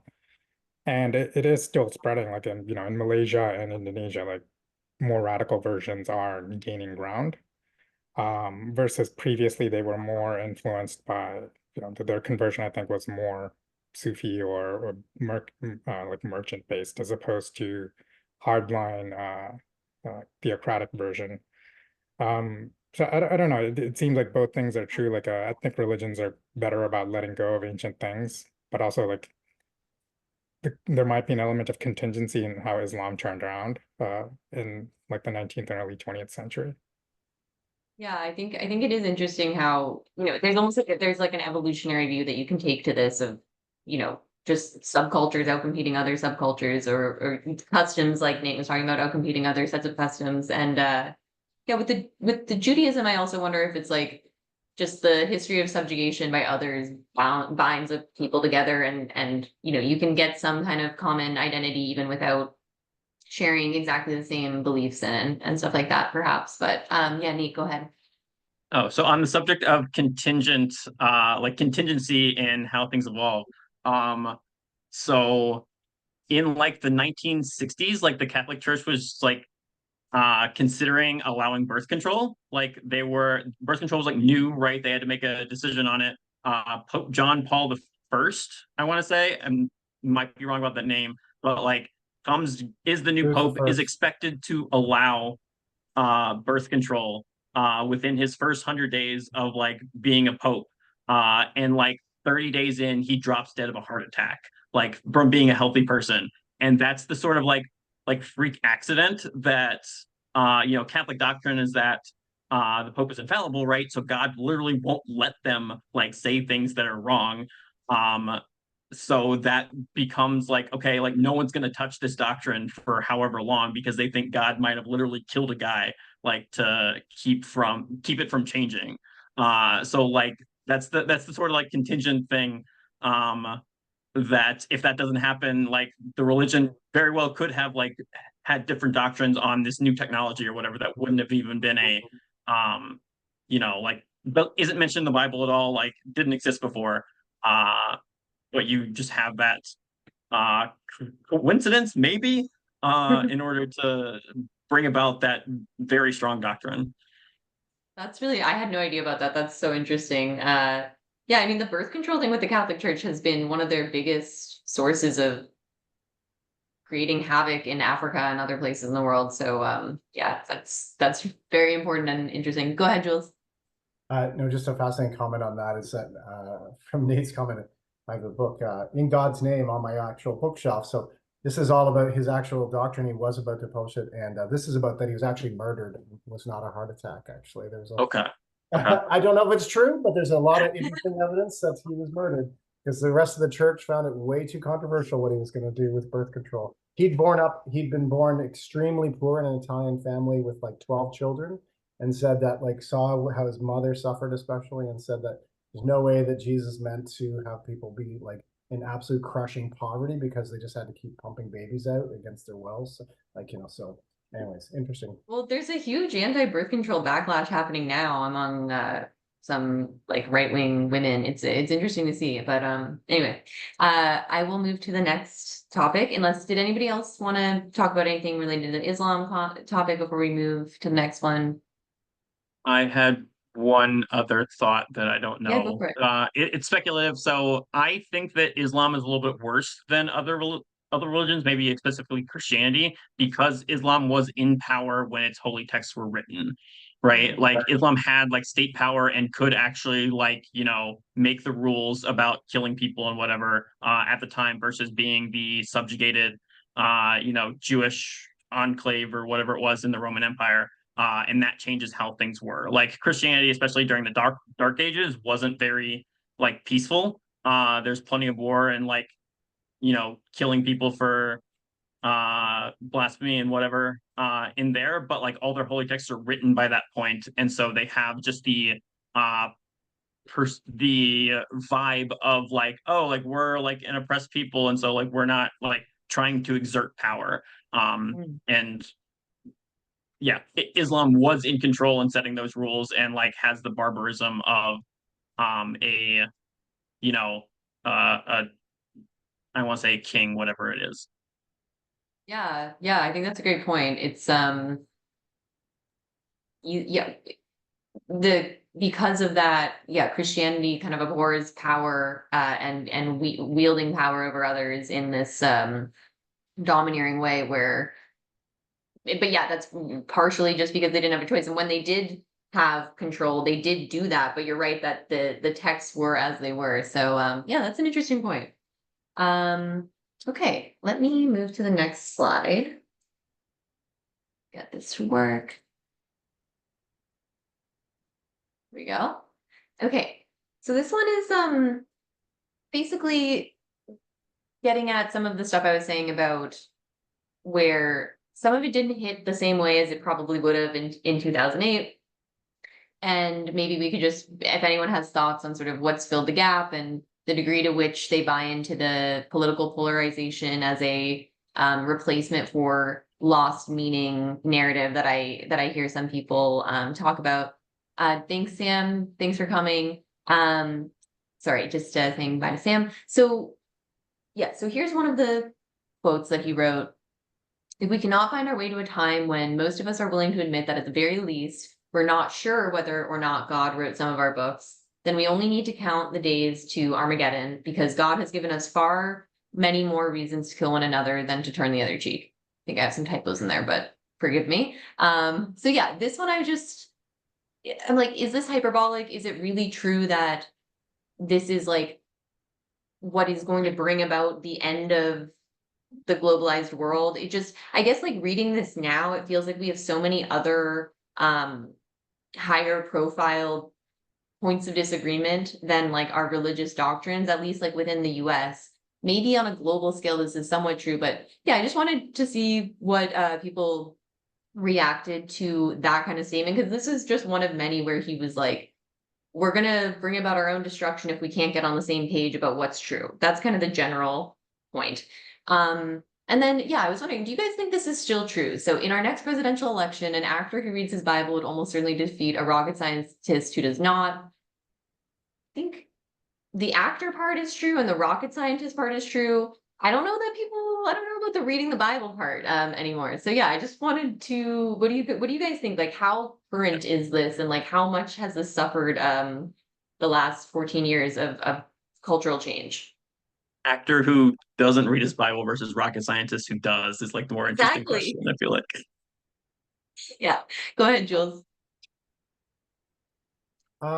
Yeah, I mean, definitely, I think, like, religious beliefs could lead us to Armageddon for sure, but I also think non-religious beliefs, like I feel like the Cold War, with a theoretically atheist USSR, got us pretty close on one side as well, right? Like, so Stalin was responsible for like killing millions of his own people through like really flawed policies and all of that, all with, they declared themselves atheists. So I think we can have Armageddon with or without religion, is I guess just my point. But religion definitely could maybe help. I still think you can't say you're not believing in God as a president. Like, Trump is not a Christian, like in the way he lives his life in any way, shape, or form. But he did that remember the stupid photo op with the Bible in his hand and it was upside down and all that? Like, so even someone like him, who in no way lives a Christian life, it like felt it was necessary, right? Like, I mean, even he doesn't talk about it much. But, I think I don't think you could say you were an atheist and get elected in the US. Like, Yeah, I agree with that. That you wouldn't say you're an atheist, but like the appetite for even being morally outraged is so low. Like, nobody cares about the Stormy Daniels details and all that stuff. Like, it's just the difference from when, Bill Clinton stuff was going on is definitely significant. But I agree that you still have to mouth that you're, religious to some degree. it's Guy, totally go ahead. fake, but you have to know Oh, it. sorry. Yeah. Yeah, you have to I think atheism would still be just, but I mean, Trump, even on like some of the abortion stuff, like he's much more moderate than the typical Republican, and it doesn't seem to lose him that much support. But Carrie, go ahead. Yeah, I was gonna say I agree with what's being said. I think a lot of the God thing, it's just like it's a tribal symbol, and if you don't say it, people aren't going to trust that you're part of their tribe. And they're like, I think that a liberal, like somebody who's says they're atheist, could probably win the Democratic primary, but they wouldn't, because most Democrats know that they wouldn't win the general election, because they're just, the God piece is such an integral piece of the tribal right position. Yeah, I agree. Gayatri, did you have your hand up? Oh yeah, I did.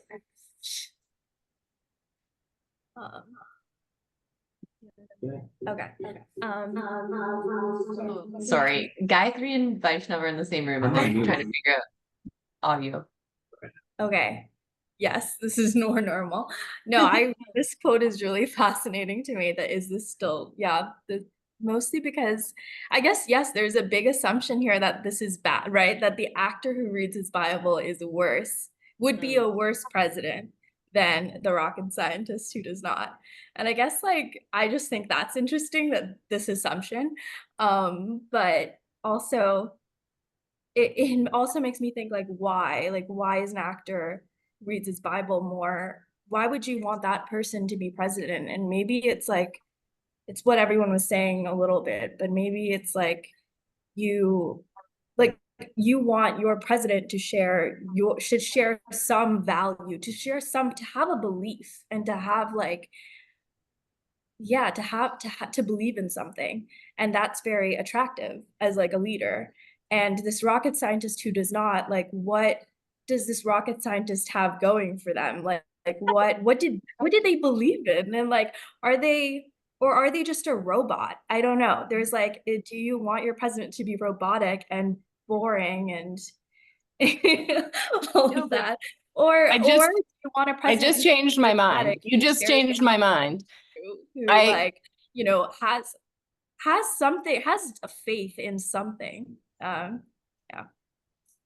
I think Elon Musk could win on the right, and he is a rocket scientist who openly does not read the Bible because he has given enough tribal signals to show that he is like favorable to them. So now I'm totally changing my mind, and I think that Sam was not thinking about that possibility when he said these things. Like Elon was not that figure, and he didn't see that figure as a possibility. yeah, because nowadays, right, like owning the libs is a more important tribal signifier than is the moral right wing thing, probably. But yeah, I mean, also to Gayatri's point, like, yes, the role of a president is often more about like bringing people together, projecting the nation in a particular way. And you're right, it could be that like an actor might be better at that than a rocket scientist, so long as the actor is able to create a group of smart and capable people around them. I will move to the next one since I I realize don't know. we're. I just Yeah, wanted to go say, ahead. I don't know that this is I think I pretty strongly disagree. I mean, we can make reasonable inferences from if the only thing you know about someone is their profession. But I'm not saying that's obviously sufficient. We want more information, but if you just knew someone was an actor versus someone was a rocket scientist has skills that are generally valuable in a bunch more domains than there are better and worse things in politics than decision making and kind of learning to run things that obviously in all cases it wouldn't be, but I guess what Gayatri is also pointing to correctly is like this is just, it still doesn't mean like even if I'm theoretically right, like people in a it goes to kind of what's the motivation behind voting in a democracy, right? And if you consider voting as more of a signal, right? If you consider most of this as kind of like a signaling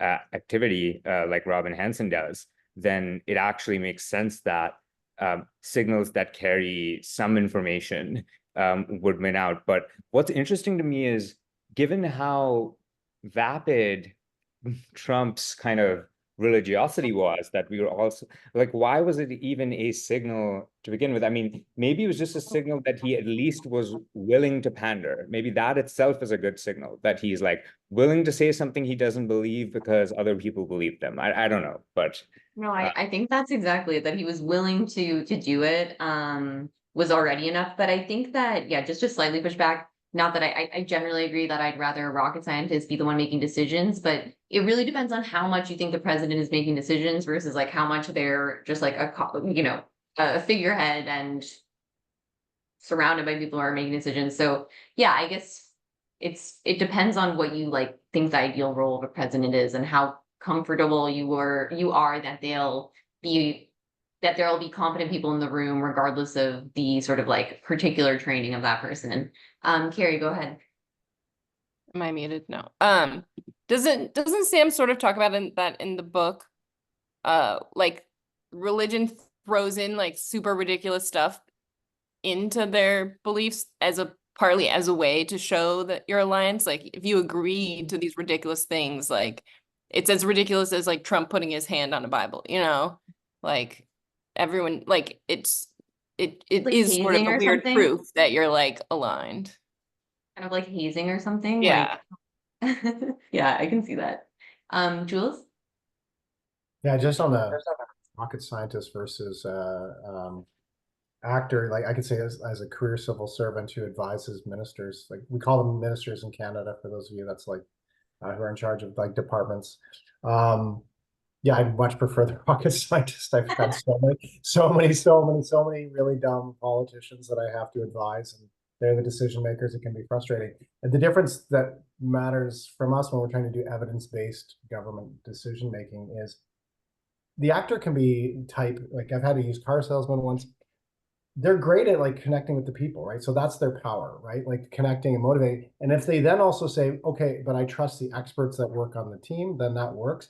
But the problem is you often get the person who is, you know, neither an expert, but also thinks they're an expert, like, you know, and then now they're elected and it's democracy. And like, you know, and I think you hear some of the hilarious stories of Trump, like calling up like, you know, the border services and saying, I want to build a trench full of alligators and snakes, and I need a cost estimate by noon. Like, and everyone has to stop what they're doing and go do the whatever crazy thing he thought up, right? So that's that, you know, if you know, and he clearly connects to some electors. So I think connecting to electors matters. It'd be nice if you could have both, like someone who's like good at evidence-based thinking and can connect as well. You know, so if we can get that magic rocket scientist who's got really good people skills, that's what we're looking for. So Yeah. Guys, you go ahead and then I'll move to the next one. Go ahead. Yeah, I agree with Jules's point. But also I guess the actor who reads his Bible. I'm an actor who reads his Bible apologist, but I feel like maybe the reason why people gravitate also to this person might be because of the fact that they're malleable in a way and like moldable, and we don't want our politicians to not listen to us, not, you know, there is just something about this rocket scientist, yeah, I think Jules kind of pointed this out a bit, who thinks their way, his way is the right way, his thinking is the right thinking. And like we might want a politician who's more open-minded to the people's ideas. And I am talking mostly like local politics right now. And like the people I see in my area are just a little bit more more of the actor and more of the, hey, the power is with you guys actually, and people feel really comfortable with that. And yeah, that's what I want to say.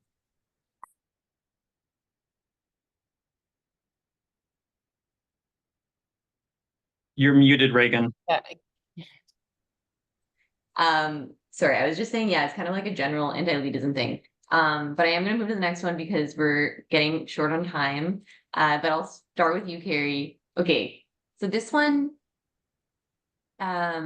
is, sorry, yeah, I was just also looking at a comment from Marcus, which was saying that, you know, now people have other ways of signaling sort of their general tribal affiliations, which go beyond just religion, which I think is true. I think it's still like a very tribal signaling based thing. But to Carrie's point about Elon, you know, you don't necessarily need to use these more like historical markers to do that, which kind of gets to like a lot of Nate's points around just that a lot of the import here is around this like broader kind of cultural signifiers and way of life that that come with these things.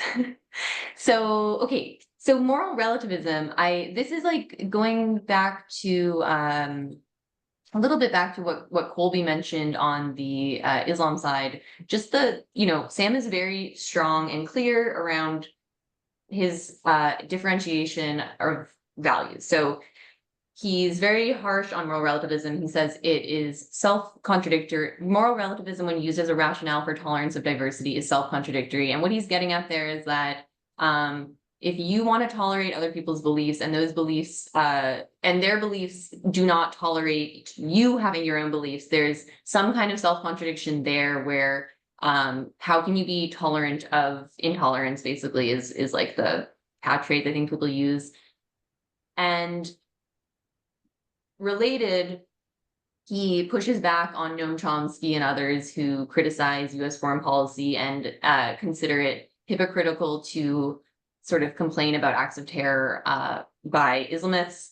And Sam says, any honest witness will realize that there's no moral equivalence between the kind of force civilized democracies project onto the world, warts and all, and the internecine violence that is perpetrated by Muslim militants or indeed by Muslim governments. It's time for us to admit that not all cultures are at the same stage of moral development. That is a radically impolitic thing to say, of course, but it seems as objectively true as saying that not all societies have equal material resources.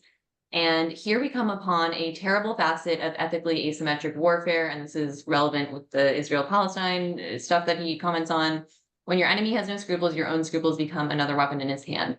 So yeah, any reactions to his arguments for moral relativism? Do you find it convincing? I don't think he doesn't put a ton of effort into making the case here, but I agree with him generally. But yeah, I didn't know if anyone had comments on that. Yeah, I just agree also. I think it just seems so obvious, like that some things are worse than others. But I would love to hear someone with a different opinion. Yeah, I agree, but I'm like, one, I'm just like hesitant to like fully state something, right? Where like, I mean, it's just different when it's you and your group versus someone else doing it. There's a huge mental like barrier, or what I'm trying to say, like foot on the scale when you're talking about yourself or a group that you identify with.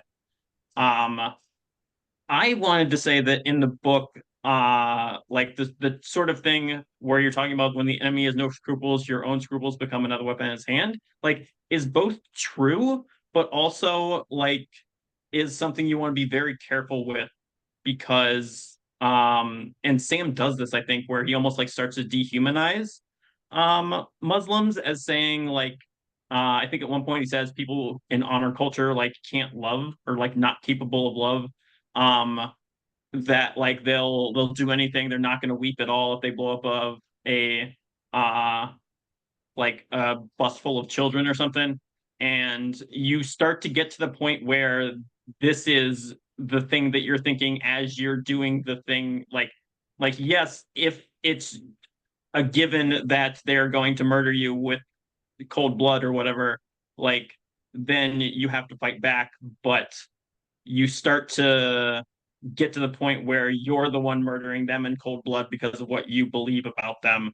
And maybe my point is just that war is hard. But I did not like the way he talks about a lot of the things. I think like like reading the statements that Hamas or Hezbollah or like a terrorist group would put out, and reading the Quran, back to the point before, is like not necessarily the best way to know who a person is, or know what people are like. And I have this kind of like fronting of like, this is a person, like think of them as a normal person who like has a family and loves their children and like wants to eat good food kind of first, and then there can be bad beliefs and like other things that you put on top of that, and that can be something to condemn. But I don't feel like I get the impression that Sam like is fronting that idea of like, this is a person first. Yeah, I think I'll react to a couple things. So I totally recall the quotes you're talking about. So one of them was, he was like, he was giving an example where US soldiers had killed a van of children or something and cried about it. And he was like, do you think this would happen on the other side? And I think he's right that they would not they would not be weeping on the other side. And that's because they do have a different circle of moral concern. And I think that's true of Christians as well, in that, like, I remember being at a youth group as a teenager and being like, really? Like, everyone goes to hell? Like, does that really make sense? Everybody goes to hell? Like, what if they never heard of Jesus? What if they were like in an isolated place? And the pastor was like, well, those people, their hearts were never open to Jesus, and so they'll go to hell. And there was a very I think there is a dehumanizing nature that comes with belief in these sorts of fundamental beliefs, like whether they're Christian or Islam or Muslim. But yes, it's still true that those people, they still have the belief that they want to do the best thing they can do in the world. They want to make the world as good as they can. That part is the core part that is true. That can still come out in a way that is dehumanizing of other groups because of their fact that they don't share your beliefs. And there's a feeling that like their soul was just never open to the word of God or whatever. And so they might as well perish because they're just going to be sinning on earth otherwise. And I think he's right about that. As love thing, that one was, yeah. So he's talking about honor killings, and he says, does a man who murders his daughter after she's raped love her in the same way as I love my daughter. I don't think he does. I don't know. I've never heard. Yeah, that was yeah, I didn't know how to react to that. Jules, go ahead. You can save me from myself. No, I wasn't going to talk about the honor killings, but just on that one. And again, I'm not an expert, but I think a little bit, and we've been talking a bit about culture versus what the religious text says, and that one does seem to be more like a cultural one, like it's in like than directly from the Quran, because there's some Muslims that have never done that and some that do, like, anyways, but that was one I was going to raise. On this piece where he was talking about things like, has the US wreaked more international havoc than Islamists? And yeah, he was really hating on Noam Chomsky, and I don't I've heard like people who hate Noam Chomsky call him the Ayatollah of anti-American hate. I don't know if you ever heard him called that, but the thing is, I agreed in some ways, like, and definitely there's like collateral damage and accidental killing and not but the one nuance I thought of as I was reading it was just like, so like the firebombing of Dresden he talks about, which was in World War II. I remember talking about that with my grandfather, who was career Air Force and fought throughout all of World War II. That was not collateral. They were like, we need to break the will of the Germans. This war is taking too long. And they just said, we're going to bomb the shit out of this place. We're going to burn civilians, homes. They weren't trying to get military targets. That was purposeful and knowing. So, I think sometimes, and then there's some, arguments about that with regards to at least the second bomb the US dropped on Japan, because Japan, they had already, before the first bomb had dropped, there had been communiques from the Japanese government saying that they would capitulate and wanted to surrender.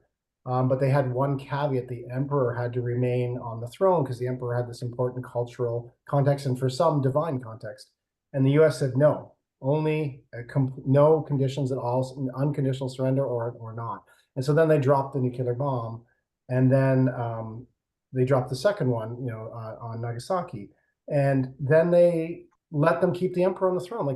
So it was just like, I don't know if that was necessary, and like, huge amounts of death. So I think, and I think he said that he definitely had some criticism for the US as well, but I'm saying not all of it's always accidental. Some of it's purposeful. So. I think though he does make a good point. Like, I mean, I don't know, anyone who listened to the call, like the celebration of death is different in different cultures, and the revelry in it is different. I mean, I feel like that's very hard. Like what was the Vietnam where they did all the stuff?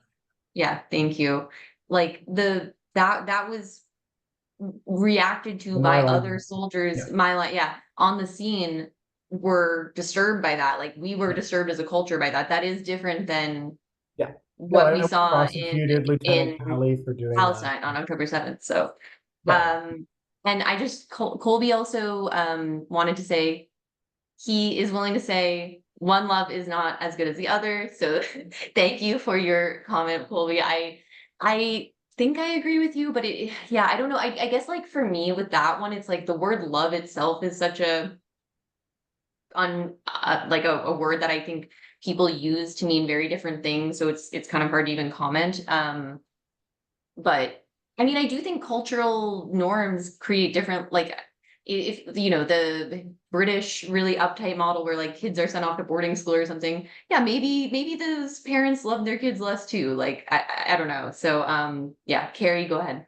I was gonna say it could be actually that the honor killing parent maybe loves their kid more in a way that they are so committed to like saving their kid from like making sure their kid gets into heaven that they're willing to kill them to make sure, you know what I mean? There's like, so I don't buy Sam. They're willing to make sure that the rest of their family is like, maybe it's not saving that kid, but they're keeping like it seems pretty inconvenient in a lot of cases to do that. Like you're probably going to go to jail if you do it in a Western country. Like, you know what I mean? You really have to be committed. But I also think that that's one of those things where humans are just so varied, and like some people are just like sociopathic narcissists and are going to do it because they're like, ooh, I can, or whatever, or they're angry, or there's just so many reasons that I don't think you can lump everything in.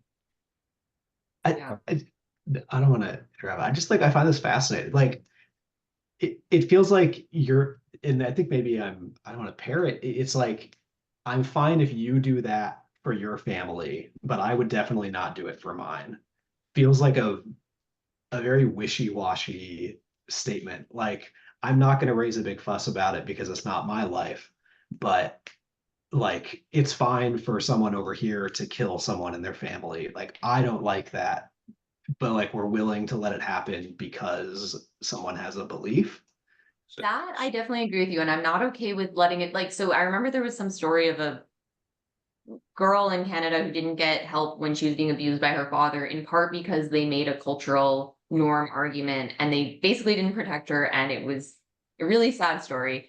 And anyway, but I think what Carrie, if you don't mind me, I'll see if I'm understanding your point, is getting at the fact that like and this speaks to like Sam's broader point, depending on what your real beliefs are, the actions that you're doing can have completely different meanings for what they imply about like your care for others and whatnot. And like and also to Jules's point earlier, you know, the rape ruining a girl was a thing in Western culture too until recently. Like it used to be that you'd try to marry the guy because there's no one else is going to marry you, right? So that is not unique. I think the extent of it and the honor killing and the formalization of it and stuff is unique to Islam, but we do have legacies of that as well. Nate, go ahead. Sorry, and just on my, sorry, go ahead. it is in Judaism as well. Like, so you're supposed to stone a woman who's been raped, actually, but the Jews don't do that. So again, my same comment, if like people aren't doing what their text tells them to do all the time, so Yeah. One thing that I wanted to. Sorry, I think. Do you mind? Sorry, I think Nate had his hand up. Then Oh we'll go yeah, to you. sure. Go ahead. Okay, two things. One, responding to Colby, I agree that it is not the same and that one love is better than the other one. I think my objection is that like once you start saying things like these people are not capable of love, you are like almost like it feels like you're on the road to justifying killing them in a way that like makes you the bad guy.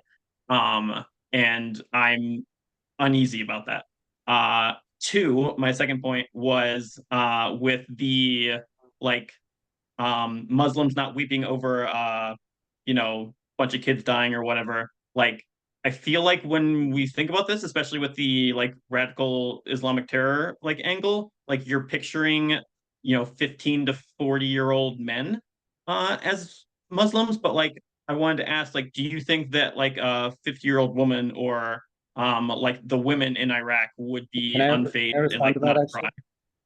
Yes, I just wanted to say one quick thing, and then which was on the first point, because I know actually will have something the second point, but the first point, I think that the way I would rephrase it, or let me, you can tell me if this is what you're getting at, is like those kind of ways of speaking make it easier for you to push more people out of your moral circle, and then for you to dehumanize them and do the things that you were pointing to them doing. Because if you construct that their beliefs are so bad that there's no way for them to get out of it, then they just become outside of the moral circle and dehumanized. Vaish, go ahead. Yeah, so I actually agree with Nate's slippery slope thing, where we have to be careful about kind of what we're saying here and what the moral implications of that are. But having said that, I think I'll disagree on two like sub points. First is I actually do think often the women in these societies are I mean the capacity for violence just psychologically is obviously so skewed towards men that you're not going to see anywhere close to the same. And I don't even think women would be more violent in these societies, but what they're willing to condone and accept is absolutely different, right? I mean, I've seen so many clips which of sort of like women laughing with joy that their son was martyred. Now, that could be a shock reaction, that could be a bunch of things, but even a culture that finds it acceptable for someone to do that, right? It just tells you something. And I think this is something after October 7th that I think was maybe not pointed out as much, which is, the focus was on the violence, and rightly so, but I think the idea that you could find 1,000 people, right, and then 1,000 other civilians in a small city of 2 million people, the fact that you could find 1,000 people who were willing to go on a de facto suicidal mission, so not just massacre other people, but also die themselves, right? I mean, the only other time when we've envisioned this type of thing at this scale is is when the Japanese used to famously be so, suicidal in World War II. But the idea that you could find 2,000 people willing to do this tells you kind of what the cultural norms in that society must be. This was like the famous WhatsApp call that Sam referred to when this fighter just called his parents and was bragging about how many Jews he's killed, right? And so and then I think one thing that really I always shared this intuition, but one thing that did kind of radicalize me on this was when all the UN controversy was going on, I made the mistake of going through this PDF that had all the Telegram chats of the UN employees that lived in Gaza, right? And what I expected to see was hatred towards Israelis, maybe some sort of like anger, right? Political anger. Instead, what I saw was just, talks of martyrdom, joy, of religious revenge, talking about religious shame and religious revenge. So it really painted a picture, and these are not like for Hamas members or anything, right? They're UN employees who are maybe in cahoots with them, but in fact, the more you believe they're not in cahoots with the terrorists, the more damning it is on the society that they're part of. And so I think like these things can only happen, like it's sort of like with any government, even if it's sort of slightly tyrannical, it still is somewhat of a reflection of kind of the social fabric that creates it. But I agree with Nate that there have been whole populations where the ideology has turned around. So I don't think like, oh, we're going to kill all these people is the correct conclusion to come to after analyzing this. But I think we should acknowledge that a life in those societies and the moral value in the societies is just incomparable. And I asked the question about women kind of with like, I don't have any intuition, I feel like, about what a Iraqi or Palestinian woman or whatever like is like and what their opinion is. I don't know if I can think of one that like I know their like opinion of, but my like fronting that they're a person and then like moving away from that point thing makes me think that a mother in that country or whatever would have an emotional reaction to children dying. But I don't have actual like examples or whatever of that being true. Jules, go ahead. Jules? Right, Oh, legacy there you hand. are. Legacy hand, sorry. Oh, legacy hand. Okay, good. Because I have one more slide or two more slides, and if you guys have 10 more minutes, we'll do 10 more minutes over time. Since there's lots to talk about still. Okay, yeah, I don't know if everyone's gonna have as many thoughts in this because we might not be the most spiritually deep group, but I've been thinking about this more because of the pronatalism stuff that I'm tangentially interested in. And yeah, I mean, I just wonder if the project that Sam is imagining everyone can do is as realistic as he thinks it is.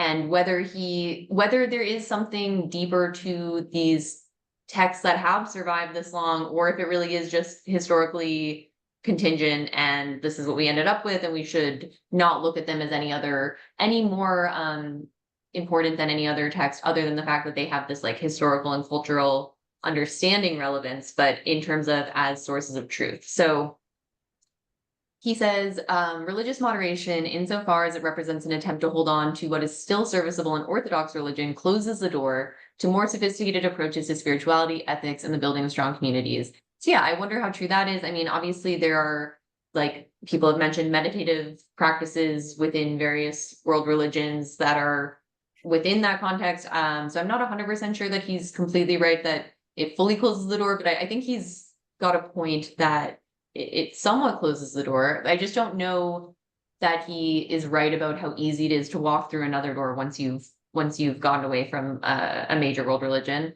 And then he also says, there is surely an opposition between reason and faith, but we'll see that there is none between reason and love and reason and spirituality. So yeah, I don't know if anyone has thoughts on sort of this broader spiritual project, which unlike the other four horsemen, Sam was always promoting. Go ahead, Jules. Yeah, just one. I get what he's saying about the religious moderation, and he even did say this in the book. But the one thing I just kept thinking when I was reading it was, the only way, like, and he has said this in other things too, but the only way to like get Islam to be less violent, or the violent parts of Christianity or any other religion, it starts with the moderates in that religion. To be honest, like we need them to help, like, because the atheists are never going to convince the religious person, right? Like, so Christianity has like softened in many of its things, like, he gave the examples of the Inquisition and all that, and it was mostly Christians inside Christians doing that. So I think that's the value of religious moderates, anyways, is that in and maybe where we get to one point where there is no religion at all, that's fine. But the one thing I thought a little bit is that, like, so even like the stuff he's talking about, the spirituality, the meditation, all that, that's here because of those major religions. Like Buddhism is the one that speaks to him.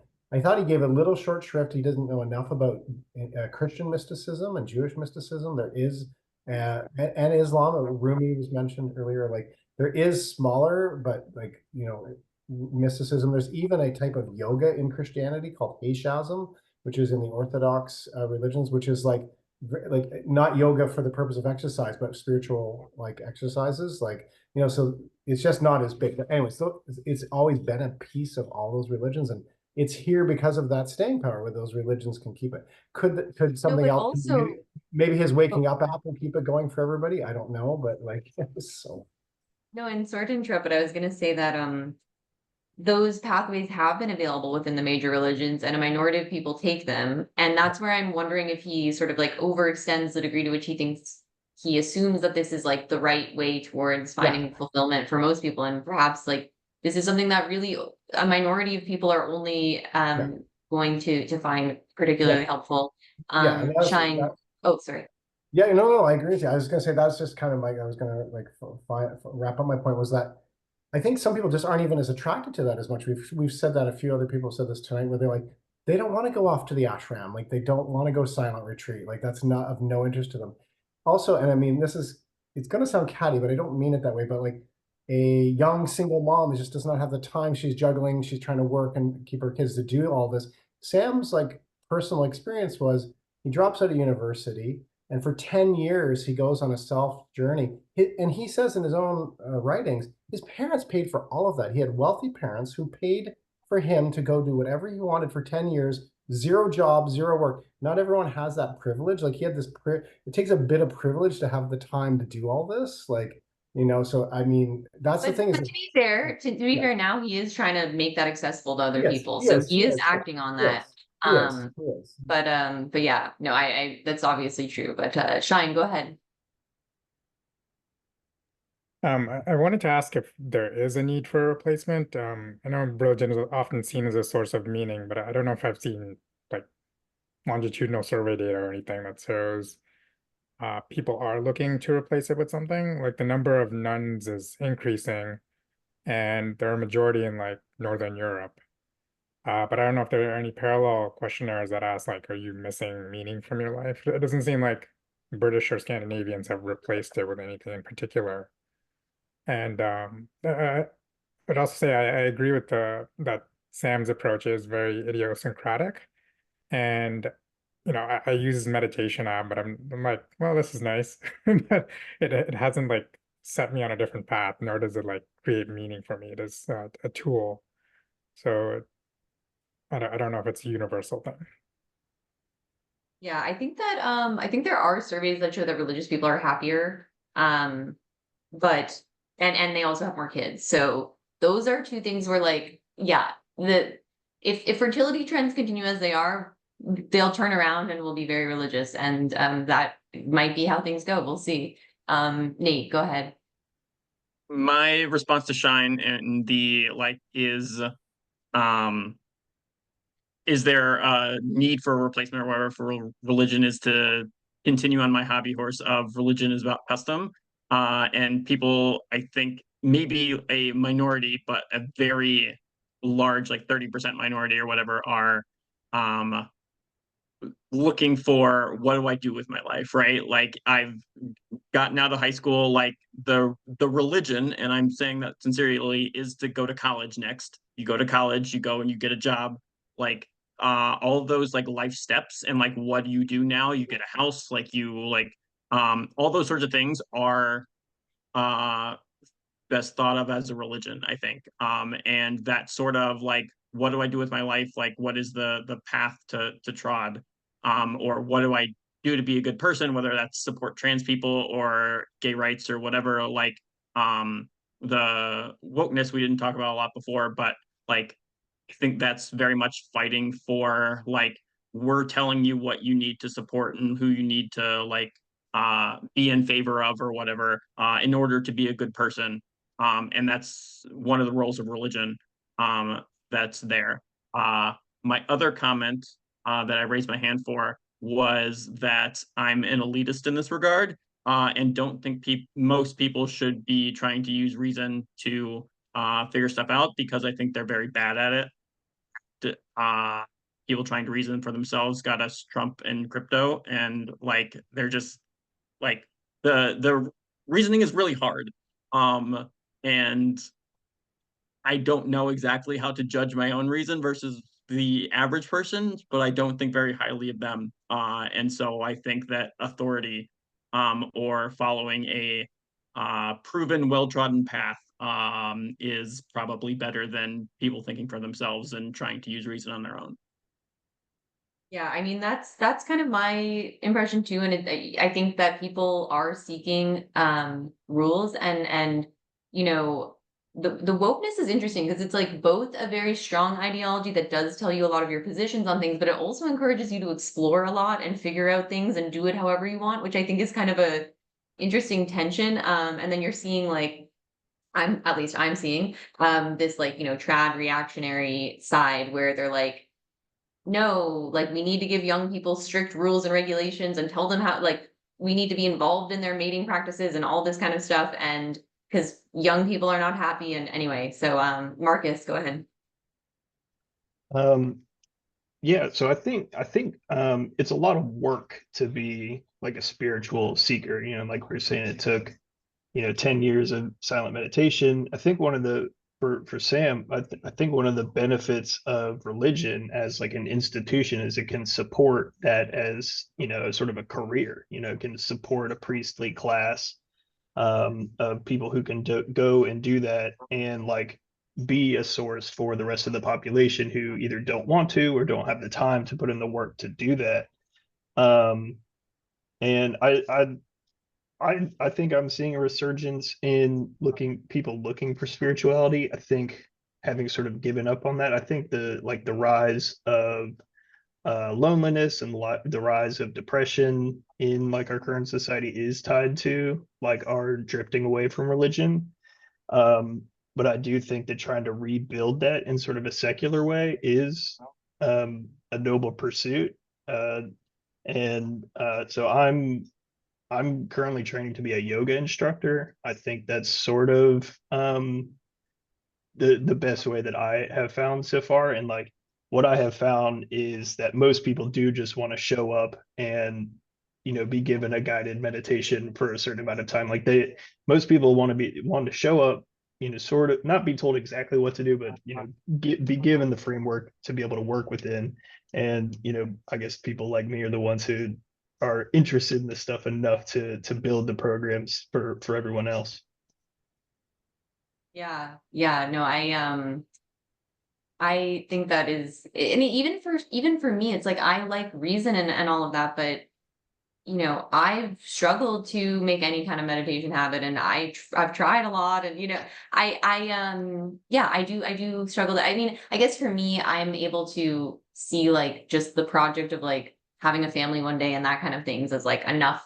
I don't feel like I necessarily need that kind of extra layer, but maybe I'm missing out on it and I'll get there in 10 years. But Carrie, go ahead. I forgot what I was gonna say, and then I sort of remembered it again. I guess one thing I'm wondering, like maybe just the fact that young people have so much more free time than ever in the past is what's like making them stray a little bit from religion. Like if you don't, like, yeah, if you talk about like the single mom who's like raising kids and doesn't have time to think about it, like she just wants somebody else to handle that part of her life, and it's easy, like my mom's whole family very Catholic, like they just Like people like there's a lot of humans are just, we're just drawn to like a leader, like an authoritarian figure who just tells us what to think, and then you can go on doing the rest of your other stuff and you don't have. But now young people, like we are like, go to college, explore things, and that's not a recipe for getting them to go back into religion. Yeah. Yeah, and I mean, just the time that you're like single as a single person is longer on average, right? Jules, we'll go to you quickly, and then I'm going to move to the last slide because I've got to wrap up in a couple of minutes. But this has been great so far. Go ahead. Yeah, just a quick comment. I think Sam mentioned this in his book too, is that actually all of us, even those of us who are like love, reason, we take accepted to, I can't actually say to you, oh, I know how the physics of black holes work, or, like, we all accept experts' opinions. Like we say, is it coming from a science-based point and all that? And then like, I'm good. Like, I have a friend who, if he hasn't done the work himself, he doesn't believe it. And it can be hilarious sometimes because he doesn't believe things that are completely rational. Like we were talking about like this archaeology thing, and it was like, oh, well, we know this is this old because of the layers of thing. And he's like, I don't know, I doubt that, because he hadn't done the work himself. So I mean, all of us just want to like have handed knowledge to us in a way. It's just we trust certain sources if they come from a science-based point of view. That's it.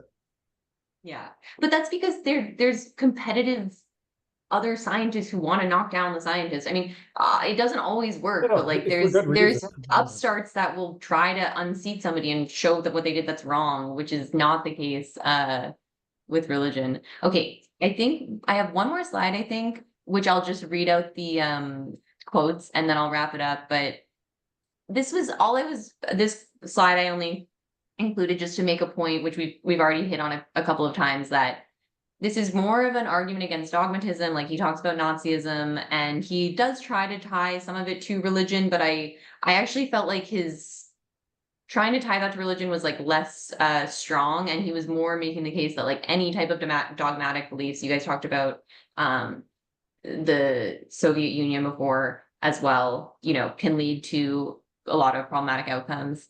And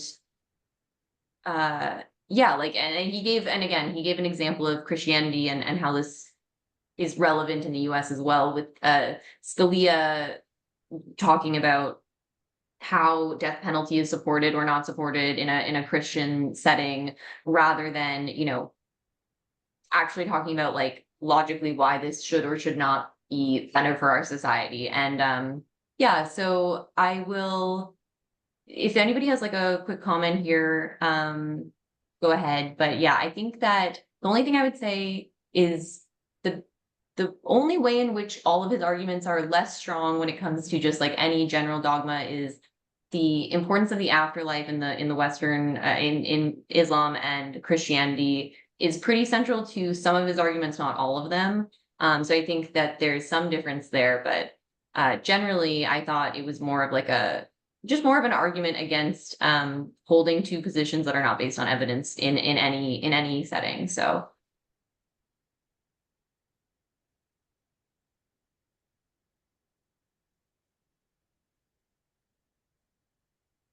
okay. I will close it up. Thank you guys so much for your time and your participation. I feel like I got so much better understanding and just processing of the book from doing this. So this was awesome. And I hope you guys, if you're around, the next one is going to be on June 28th, and we'll be talking about no free will and spirituality without faith. So probably going to be focusing on his arguments with compatibilists. I've been talking to some Substackers who think he does a crappy job of arguing against compatibilist belief, even when they end up on his side of it. So I'm hoping to get some thoughts from that, and we'll talk a little bit more about some of the meditation and other things as well, because his views on free will are partly motivated by his like introspection of his own mind. And yeah, so hope you're able to join if you are, and thanks again, everybody. Thanks, Ray. Thank you. Thanks for hosting. Y'all have a good one. Thanks, Regan. Thanks. Bye. Okay, thanks guys. See you later. Have a good night.